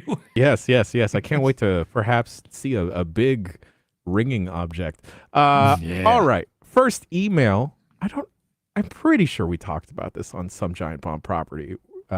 First email is about Jake Paul versus Mike Tyson. Yeah, we definitely did. It does have stipulations. It So does. Wait, what are they? it's probably no headshots. I mean, I know some of them. Is this not what the email's about? Is the email about something different? No, it is real quick. So they are going to fight streaming live on Netflix. Can Yeah. we get a talk over? All that aside, Mike Tyson has this, right? I mean, he is a monster in the boxing ring. I don't know. I don't Okay, know. wait. Okay, so you don't know the stipulations. They are insane. Let's hear it. So, okay, first of all, Jake Paul gets to wear a headgear. That seems pretty fair. To a What? certain extent. He gets to wear, but Mike Tyson is not allowed to wear headgear. Okay, you know another What? thing, Mike Tyson. Wait. Mike Tyson. Are they wearing gloves? Yeah, it's I boxing, just don't it's boxing. understand why he gets to wear headgear. Okay, just hold on. Okay, Mike Tyson has to be drug tested.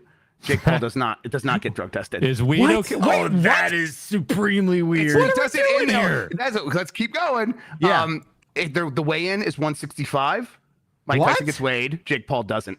What? So Mike Wait. Tyson has to be at 100 under 165 165? pounds. Mike Tyson, look, he's short, but he's a tank. Like, what is he weighed in at traditionally? I will double check. I'll double check that one. But either way, he's got to be weighed in at a certain set, like a certain level, and Jake Paul does not have to do the weigh-in, so he can be as heavy as he This wants. sucks. Okay, no. At any time, Logan Paul can come in and fight at the same time as Jake Paul. Wait. Okay. No. All right, okay, This isn't okay. fucking work. No not even way. a tag makes team. me so mad. You can fucking handicap tornado tag this thing? And it's not, and it's like they can both fight at the same time. Now, Jake Paul apparently is going to like, I'm going to try to win this on my own, but he can do this. Like, it is You know part what of the is rule. kind of cool is that Mike Tyson could. It's possible Mike Tyson could take out both Paul brothers in one shot. This all sounds like a worth the price fucking of work to admission. me. This sounds like a work. Yeah. Yeah. That sucks. I from the beginning, I was like, there's no way that like Jake Paul was going to go full, like even keel on this, but it's worse than I even imagined. mean, my thought was Jake Paul is a young athlete and actual boxer.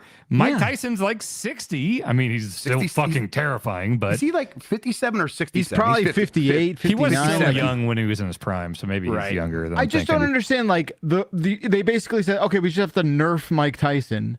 Yes. I mean, he is Mike Tyson. I Yeah. understand that, but they are literally half his age, and I don't I don't know. I feel like this is. I mean, look, 60 is 60. I don't know. So I was on it when I thought this was just going to be an exhibition match. I thought like maybe Jake has it because he's actively conditioning, and then I saw a video of Mike Tyson training for this fight.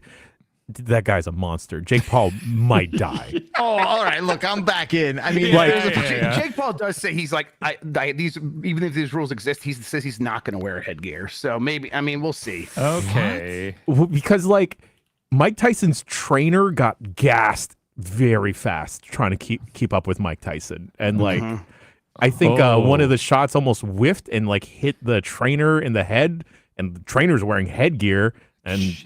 Oh God! Imagine. I gotta say, like, who's responsible for this? Like who invented this? Who's? I mean, people who want to make money and get a lot of people to watch Netflix. They're gonna make a lot of money. Yeah. I just gotta say, like, it really is as gross as it is. It's also kind of amazing. It's genius. Yeah, you know what is insane? I like on the side, like I told y'all I'm kind of looking for a sitcom to just have on in the background. Instead, I've put on Top Chef.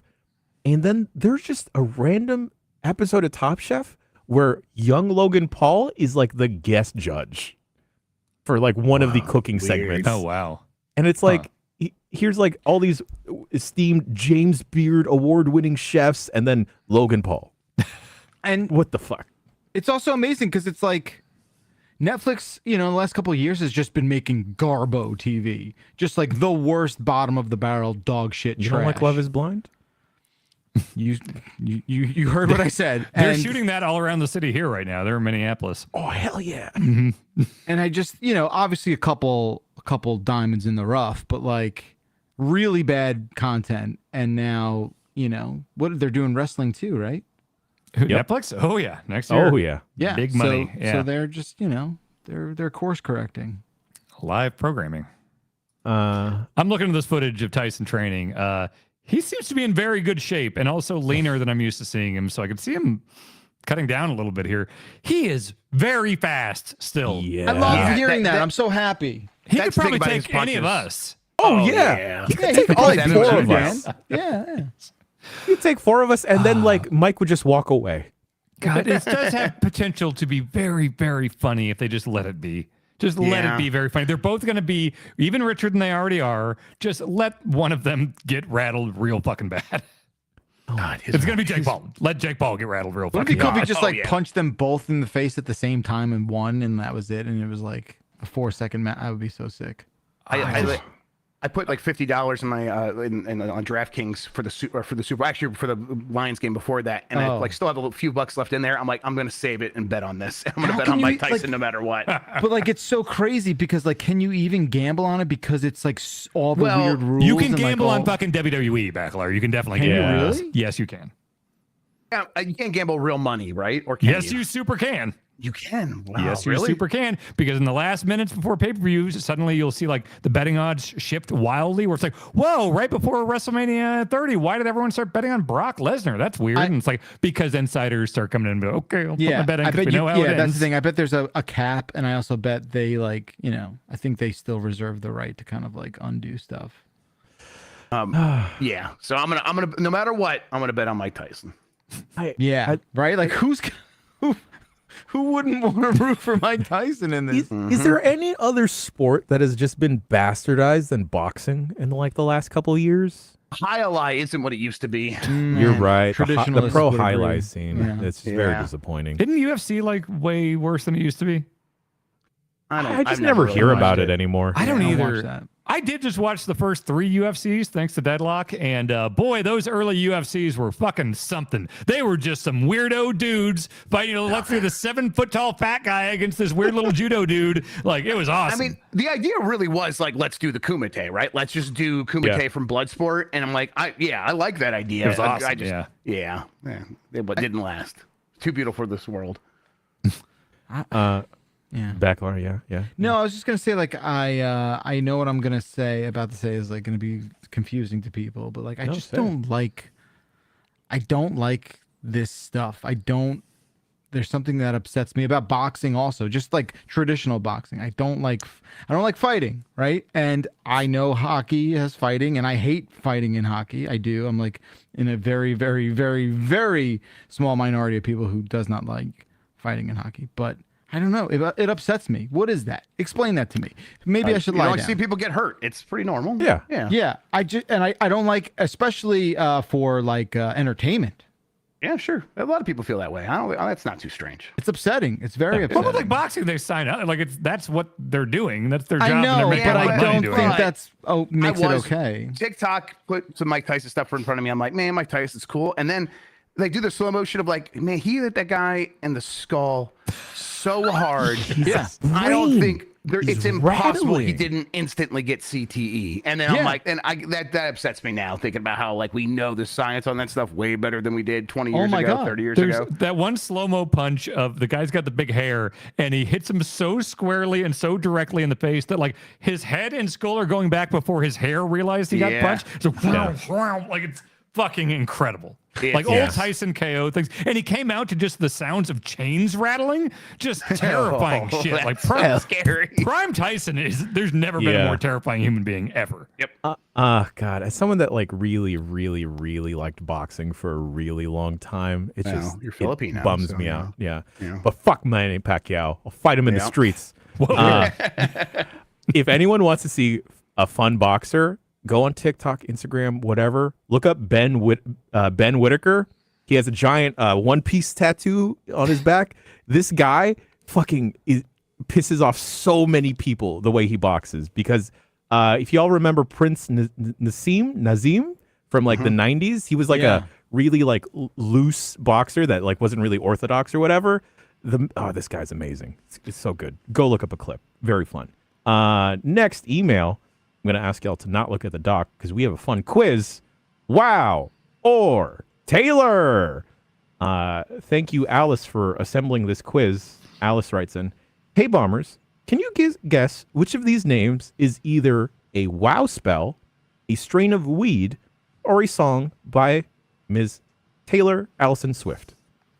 What? You guys All ready? right, let's do it. So it's going to be a WoW spell or a Taylor Swift song? Or a strain of weed. Oh, or weed. Okay. Yes, 3 choices here. Don't look at the doc, folks. I'm not. Please. Yep. Yeah, I don't even have it up right now. All right. First choice, White Horse. Taylor Swift? Oh my god. Weed. I'm gonna wait. What is it? If it's is it a World a of wow Warcraft spell. Yes. Yeah. World of I'm going Warcraft with spell, WoW. strain of weed, or Taylor Swift song. I'm going with WoW spell. Jerf. I said weed. I said Taylor. Dan is correct. Taylor. Next, Brown You knew Horse. that. Did you know that? I Dan? know all of these. Oh, you do. Yeah. Brown Horse. Brown Weed? horse. That would be a weird weed. I'm going with strain. WoW again. Yeah, I'll say wow. World of Warcraft. You're correct. Hey. Great White Shark. That's gotta be a weed strain. Weed. I'm gonna say weed. Weed. Eh. All right. Next one is Midnight Moon. Wow. Wow. I'll go with WoW too. Yeah. It is weed. Oh man. All right. Next one up, gentlemen. Midnight Rain. That's Taylor Swift. Yeah, Taylor Swift. Yeah, I'll go with Taylor. Correct. Taylor Swift. The next one is Blue Crush. Wow. Wow. Weed. You're all correct. It is wow and weed. Oh, okay. Okay. Curveball. I like it. All right. Next one up is Lavender Haze. That's this is weed. No, it's a gotcha. It's dude, that's a misdirection. Classic misdirection. Well, then what's the answer then, Beckler? I'm gonna go with Taylor. Throw it off. What is it again? Lavender Haze. That I think sounds it's like wow. weed.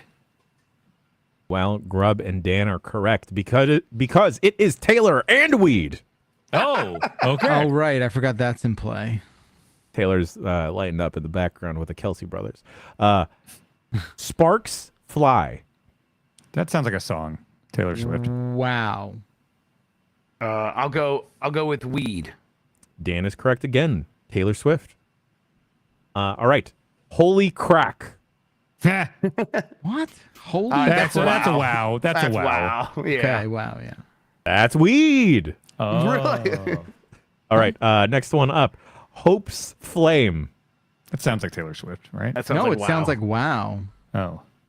It is indeed a wow spell. All right. Final three here. Final three. Wonder Kid. Taylor Weed. Swift. Grub. Weed. I said weed. It is weed. All I right. do think Dan is probably right. Oh. Oh, thanks. Thanks, Thanks, Mike. I don't know how you got into this call. Yeah, Yeah, thanks, that's Mike. impressive. Runaway Kid. Taylor Swift. Yeah, Taylor Swift. Taylor Swift. It is actually a World of Warcraft spell. Oh. What the fuck? That's a weird game. That's weird. And last one, gentlemen. You're on your own, kid. Weed. Taylor Swift. All three. That'd be a really good one. It is a Taylor Swift song. Yeah. Dan, I think collectively you might have won this quiz. Yeah, I I think think, you look at that. did. I think you edged it out there at the end. Yeah. I think you did excellent. there. Shouts out to the Okay. Swifties. Thank you, Alice, for a fun quiz. What a strange thing. All right. Next email. Let's just skip a couple of these. Once again, bombcast@giantbomb.com is the email address to send your emails to. I read everything. I print it out sometimes, and then I just stare at it on my fridge. This one comes from Jeff from Quebec. Hello, Jeffs and Jeff-adjacent people. Last Thursday on giantbomb.com, we had the pleasure to see the new Princess Peach demo, including Nintendo's fantastic new Theet-loving narrative arc. What? Peach Feet? and her lovely Theet are here to save the world, with the Feet? player helping by glazing all over whenever required. I've already started a Theet pick folder, and I'm sure fandom will do its part with a new Wiki Theet page. I even managed to establish that Peach is about 6 feet tall. I'm really eager to see the eventual Nintendo-sanctioned ARMS crossover episode and all the fanfic that might appear with Peach and Theet. My question is, what are some impossibly brilliant names for creatures in video games? Bug Snacks immediately comes to mind. Stay on your Theet. Jeff from Quebec. I think Jeff from Quebec might be a pen name, but for who? Minotti, Mike, Minotti. Oh, huh, weird. Mike is obsessed with feet. Yeah. Thank Why you, do you Alex. think this? Why do I Theet this? Good names for Well, creatures. yeah, so I've the- always said albatross in Mario 2. It's an that's a albatross good that one. tosses bombs. Albatross is great. Yes, that's great. The Broodals is that's like a multiple entendre. It's they are a brood of rabbits. They are brutal to you. It's the brutal party, like a bridal party. It's a triple entendre at the very least, and that's always I like impressive that. to me. Stroll and Stew. Charge and Chuck. Charge and Chuck Yeah, is that's good. one that comes to mind frequently. The whole cast of characters in Super Mario World at the end Yeah. when they showed all the Yes. names, I'm like, that's Yes. their name. That's great. Torpedo Ted. Bonsai Torpedo Bill. Ted. Yes, Yes. absolutely. All right. Next email comes from Aaron. Aaron writes in and says, Grub is 100%. Major Magics was the shit. Climbing up the walrus tube to take your place within the tower to rule over all the adults below who had no chance of getting you out when it was time to go home was an experience above all else. I about died when he brought this up on the dump truck. Aaron from Macomb County, Michigan, native, Hey, living in Macomb, Norway. hey, 24 miles. Shout outs to the old stomping grounds. That's literally the town I grew up in, Macomb Township. Awesome. I love that. Yeah, that saga was a nightmare. I continued to look it up afterwards. Yeah, the Lady Fox is actually sticking with me in a way that I didn't originally, and now I'm like, oh boy, okay, that's something else. I don't know if it's still available on eBay, but you can buy some Chuck E. Cheese animatronics. I would like an animatronic. That I is do. like I that's want a like house band of animatronic. Yeah. exactly. Yeah. And that's I what want Major like a Magic's Paul had. Shaper, but it's just like animatronic. A robot. Yeah. Yeah. We could buy a Chuck E. Cheese foot for $200. Some eyes, a set of 3 eyes for No. $800. No. We could. Do they have like remote control parts with them so I could control the eyes remotely? There's like a bunch of vague electronics going on here. It is the same seller selling Chop Shopping, a Chuck E. Cheese animatronic. Because they are selling each individual part of this fucking monster rat. Don't waste any part of the Chuck E. Cheese. Yeah. Exactly. Give back what you take from the world. All right, 2 more emails. This email comes from Vaughn from Northern Ireland. Hi, Bomb Diggities. It's been well established what a AAA game is. CEOs are making claims about quadruple A games, and Giant Bomb has personally documented a number of B games. But I have no idea what the rest of the letters mean. What games do you think fit the roles of double A, single A, C, and D games? Is there a Z game? Lots and love and platonic grubby kiss on the forehead. Vaughn from Northern Ireland. I think D would be like Rogue Warrior, the Dick Marcinko game. Okay. Sure. Okay. C. Puts the D in Dick Marcinko. Yeah. Yeah. Ooh, double A, single A, C, and okay. Double A for me is Dead Island 2. Yeah, sure. Yeah. That's like, wow, this game might as well be a AAA game, but it's like, it's not. And that's about the only difference. Is single A like Dark Void? Ooh. Maybe. What makes you I say think that, that's though? double. The double A? I mean, it just, it didn't seem to have the biggest budget or marketing in the world, but it was definitely not like a cheap game. Yeah. I think double A is sometimes used to and B are like used interchangeably sometimes. Yeah, and I'm not sure there is like a single A. Yeah, exactly. I think once you get down there, it's like, no, we're talking about indie games now. I think like a lot of these things are non-existent. What was that combination word where like it was like indie and A? Like what was that thing again? Triple I. Triple I. I thought it was more creative. Intensity, integrity. What is the last one? Intelligence. Innovation. Yeah. Thanks, Dan. I think Z would be like something that gets thrown on Steam and is up there for a little bit, but it found out it's just a thing that's like a asset virus flip. or it's Yeah, made by Yeah. robots. Yeah. So yeah. So the rank, the tier stuff is it's not even there's not even a double A. Like Now, double A is like you know it when you see it, you use it, but it's not like there's triple A, there's indie, and those are like pretty concrete things, Right. even though there's some nebulous stuff and there's around obviously them. so much in between though too. Right, and then there's so much of the stuff in between. It's like it's kind of like you just in the moment you're like, oh, that's kind of double A, but that could change. You could call it a B game later. Yeah. After you play more of it, it could change. These are just like terms we use in the moment to like get across an idea that's a little bit bigger than like these very bespoke and like Right. deterministic ideas of what these terms might mean. Right. I like that You explanation. see like Never Dead? Yeah, that's good. What about all the games that Tommy Tallarico is having made for the Intellivision Amico? Yeah, those are Z QRS, games. right? Z Like, games. yeah. Okay. It's like, hey, the dolphin game. So you play as a dolphin. Okay. Yeah. Cool. Or games Good that job, are Tommy. like a Z game would be like a game that's on a touchscreen in the back of a Uber Oh, okay. Yeah, that's a or good a shout. plane. It's like built into the back of the plane. Like a seat. table game, right? Yeah. yeah, it's the game that's built into the remote in the hotel. Oh, that's good. That's a Z game. Where do you classify a game?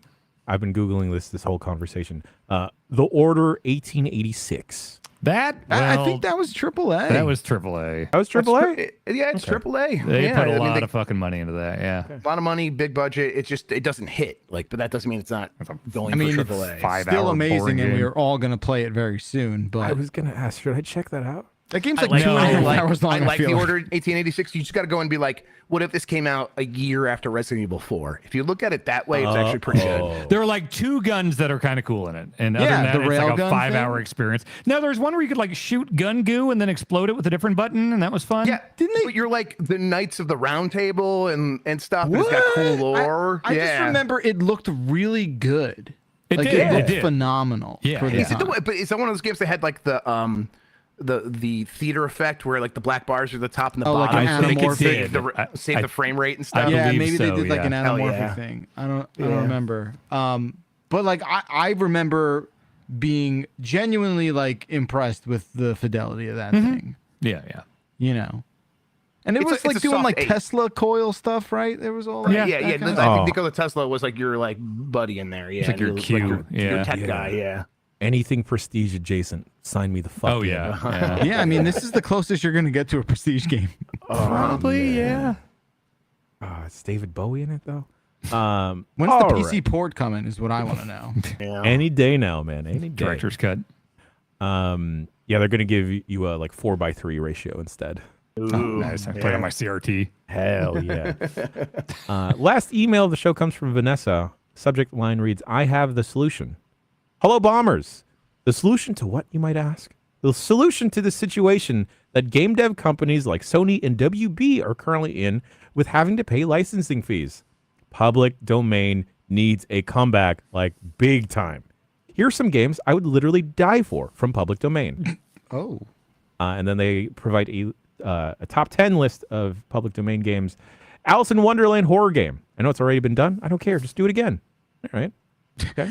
Isn't it funny? Like, I know this is all in jest, but like, I do think like the Alice in Wonderland well is not dry yet. Like, I just think There's a lot of these like public domain things. Like if you did an actual big budget like Sherlock Holmes game, I bet that would do very well. yeah. I want to see a yay or nay from y'all. Sure. All right. Number 2, HP Lovecraft RPG. Yay. Yeah. Sure. Okay. Tom Sawyer / Huck Finn Telltales. No. I'm good. No. AAA Sherlock Holmes, like Alan Wake 2, but Hound of Baskerville. Yeah, that would work. I'm on the fence with that, but yeah. Okay. Peter Pan Souls-like or action RPG. Nay. Nah. Peter Pan pisses Souls-like? me off. That could be cool. That would be cool if it was like what's his name, Pinocchio, Liza P. Liza P. Oh, Yeah.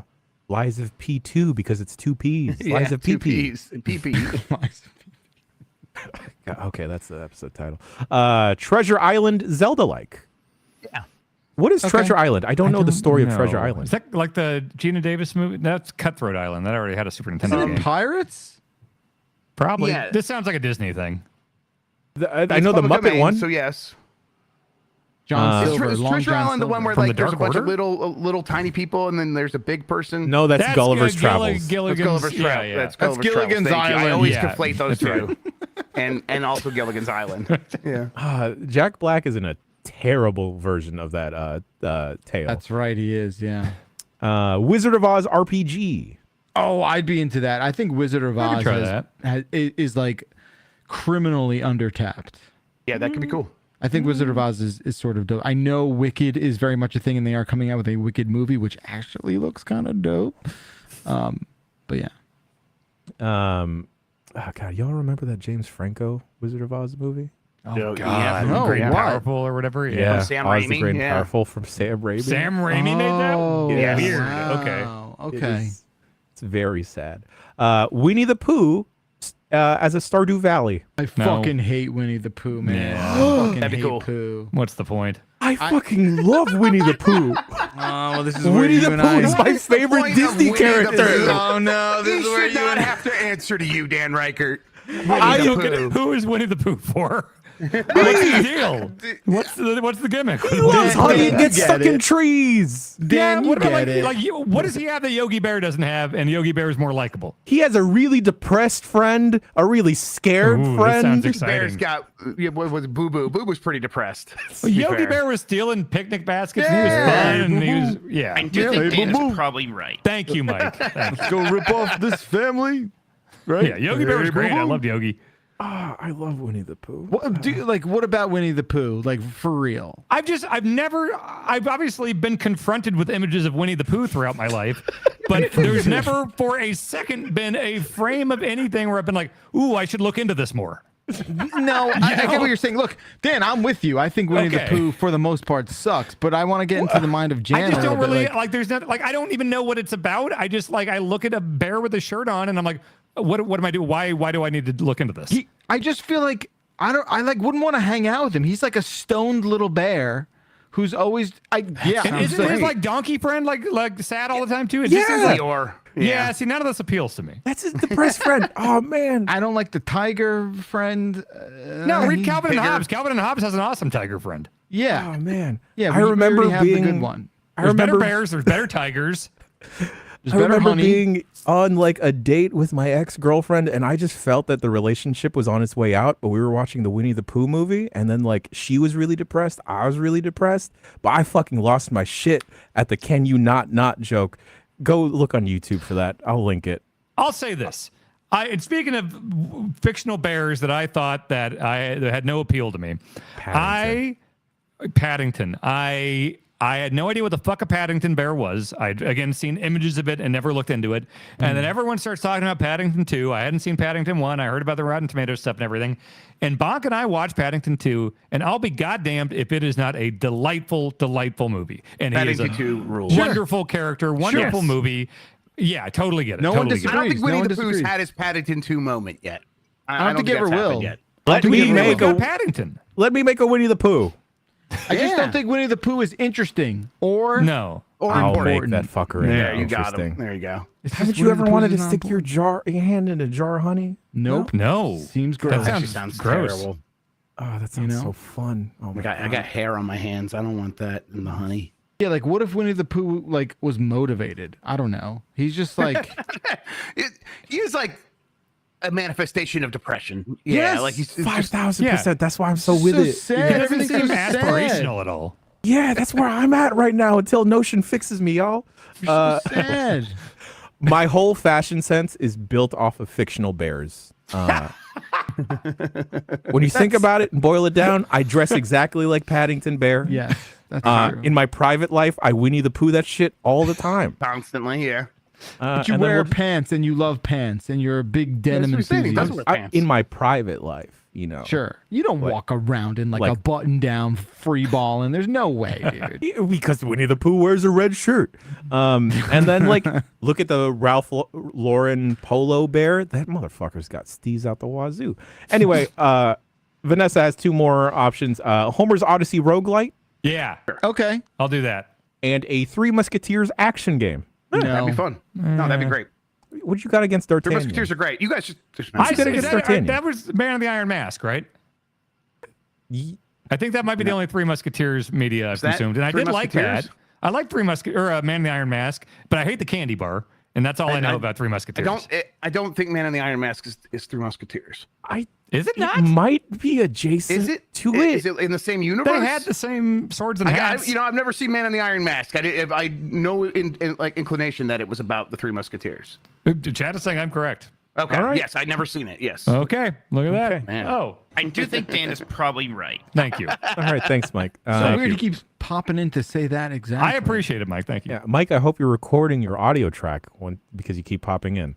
All right. Thank you, Vanessa from Denver, Colorado, for writing Real in that quick, email.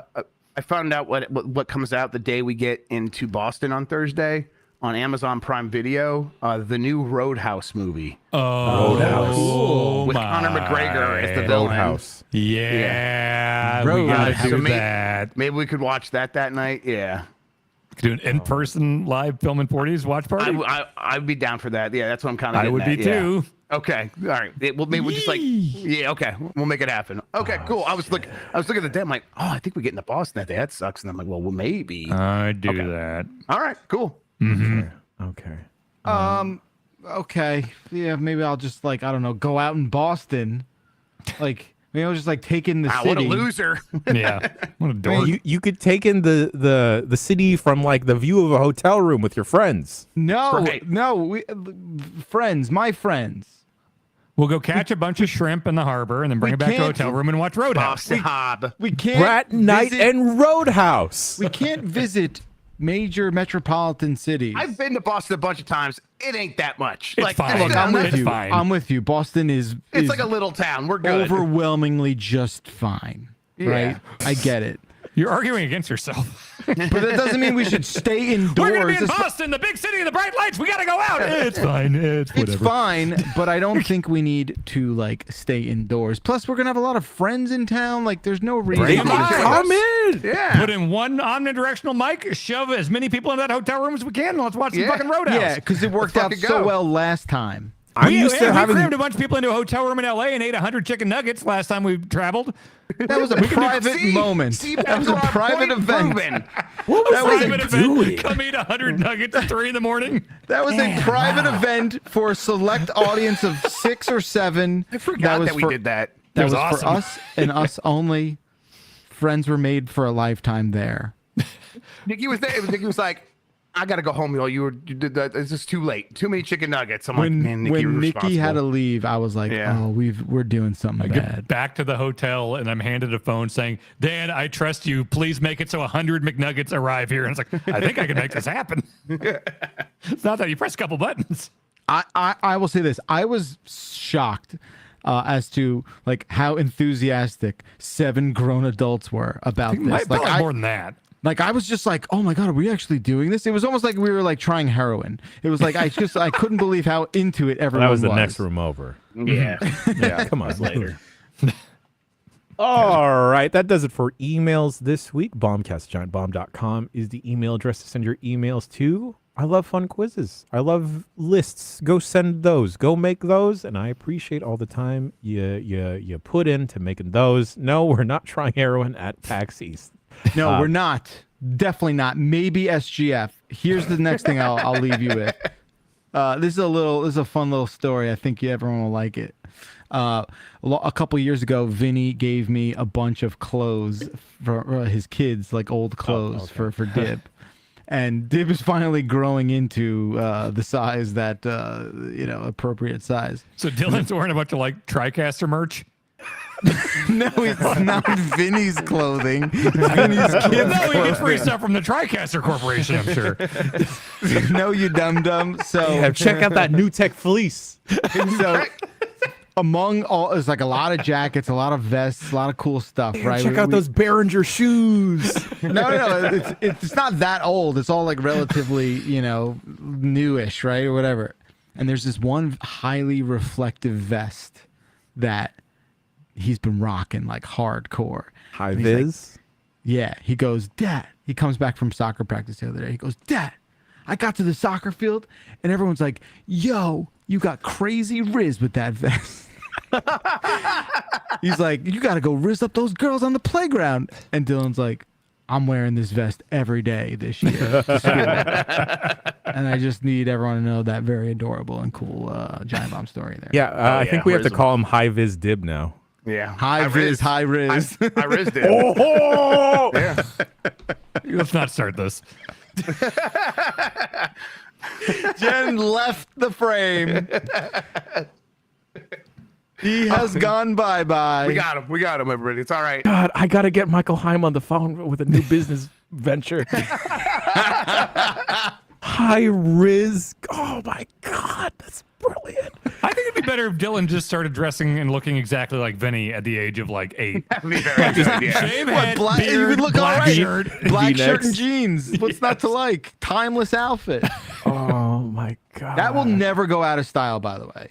You can wear a black t-shirt, fully black t-shirt and jeans for the rest of your life and be fine.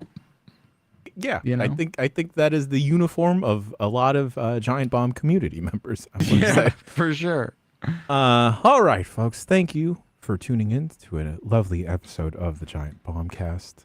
What do we got going on the rest of this week? We got Game S Mornings popping off Wednesday, Thursday, Friday. We are not racing through all 96 courses of Mario Kart again. Jesus, that almost fucking killed me. I will be dressing up like fucking Superman again, and now I gotta play Yeah. it. Well, here's the gimmick, I Oh, think. no. Well, I gotta, because fucking Mike Minotti is a maniac and is now a Mortal Kombat Mythology speedrunner. Check Correct. him out on Twitch at Tolkoto. He is now legitimately doing speedrun stuff with the Number fucking 9 in the time world. breakdowns. Number He 9 in broke- the world. wait, he broke back into jail is basically what you're Yeah. saying. Yeah. I don't know if they count because he doesn't have the makeup on, but Prison Break Season 2, yeah. Yeah. he did Breaking beat into the nut house. Shinnok, which I fucking facetiously said, or I did not expect this to happen. I said, yeah, okay, I'll beat Superman on Superman difficulty if you beat Shinnok. And he beat Shinnok. He just straight up did. It's honestly nothing but respect for what he did there. What's the plan then, Dan? Because The plan is to get to the last level. I'm going to get to the last level and switch it to Superman difficulty. And then I think that works. from what someone said on the internet, in an internet chat, which is never wrong, Never been that wrong. You can switch it in the middle of it. So I'm going to get to level 14 or whatever, and then I'm going to switch it to Superman. And then from what I've heard, that final level is like the hottest horse shit of the entire Superman game, and I'm going to have to play it on hard now. So, yeah, it's going to get real bad at the end. You don't want to like get your sea legs underneath you by playing the rest of it on Superman? So no, I want to put it off as long as possible. All right. Wait, so you're telling me that they're like, who decides the rule that like, oh, switching difficulty in that last boss is okay for well, like, the actual Blight Club rule is you play on the default normal difficulty. You play default difficulty, but you also are supposed to try to see the end of the game, and that means credits. No. I mean, it's you play through the whole thing on the normal difficulty, and that's what Minotti did. He beat the game on normal and everything. And I said, if you beat Schnock and do the hard version, I will get credits and do the last hard level on the shitty difficulty. So I will have to switch over. And if it doesn't work, then I have to fucking restart and just do the whole fucking thing on Superman. So it's just so funny how much of like adrenaline junkies you guys have become with like, you're like, no, this isn't good enough. This isn't good enough. We have to it's an arms race. Yeah. Blight Club is absolutely an arms race. Yeah. Blight Club is heroin. Yeah. That's heroin adjacent. It's rough. Inject it right in your eyeball. Inject it into your eyeball tomorrow, folks. Watch Dan wear that lovely, lovely head of hair. My favorite thing, Dan, is like at all of the green screen footage that you sent over, you were constantly like brushing the hair out of your face. And there was one time where you like shook it out of your face with without your hands. I was like, that is so majestic looking. Dan. And I was it wasn't a bit. I was just annoyed. Like, get the shit out of my face. Okay, something just came to mind. Let's see if we can do this. How much would it take for you to wear the wig the entire pack? Wait, you're offering me money? Because we can talk. We're talking right now, dude. $5,000. Oh, you are insane. Sometimes you just gotta throw out a crazy number and see if it sticks. All right, didn't work. $500. Done. You'll give me Wait a minute. Legit, right now, you'll give me $500 to wear that fucking wig at PAX? All packs. Wait, off panel and everything? Yeah, of course. Okay, now it's changed. That's the deal very is off. stupid. Let's go back to 5K. Dude, $500 and all of first of all it's of PAX itchy. It's itchy and it's annoying. $500. No. We need a bald head. We need a bald head. I need $500 too. Yeah, but you're basically wearing the wig, Grub. What are you talking about? Grub, Grub, $500. You're gonna get a special gift at PAX anyway. Relax. Dan, every time anyone sees you, it must be on. So like even if you're going, that means you'd have to wear it anytime outside of your hotel room. And the second someone sees you with it off, I don't know, we make What about all my important business conversations? Yeah, okay. Just describe one of those that might happen. The Cheesecake I Factory. might need to eat a bunch of nuggets. I don't know. Okay. Yeah.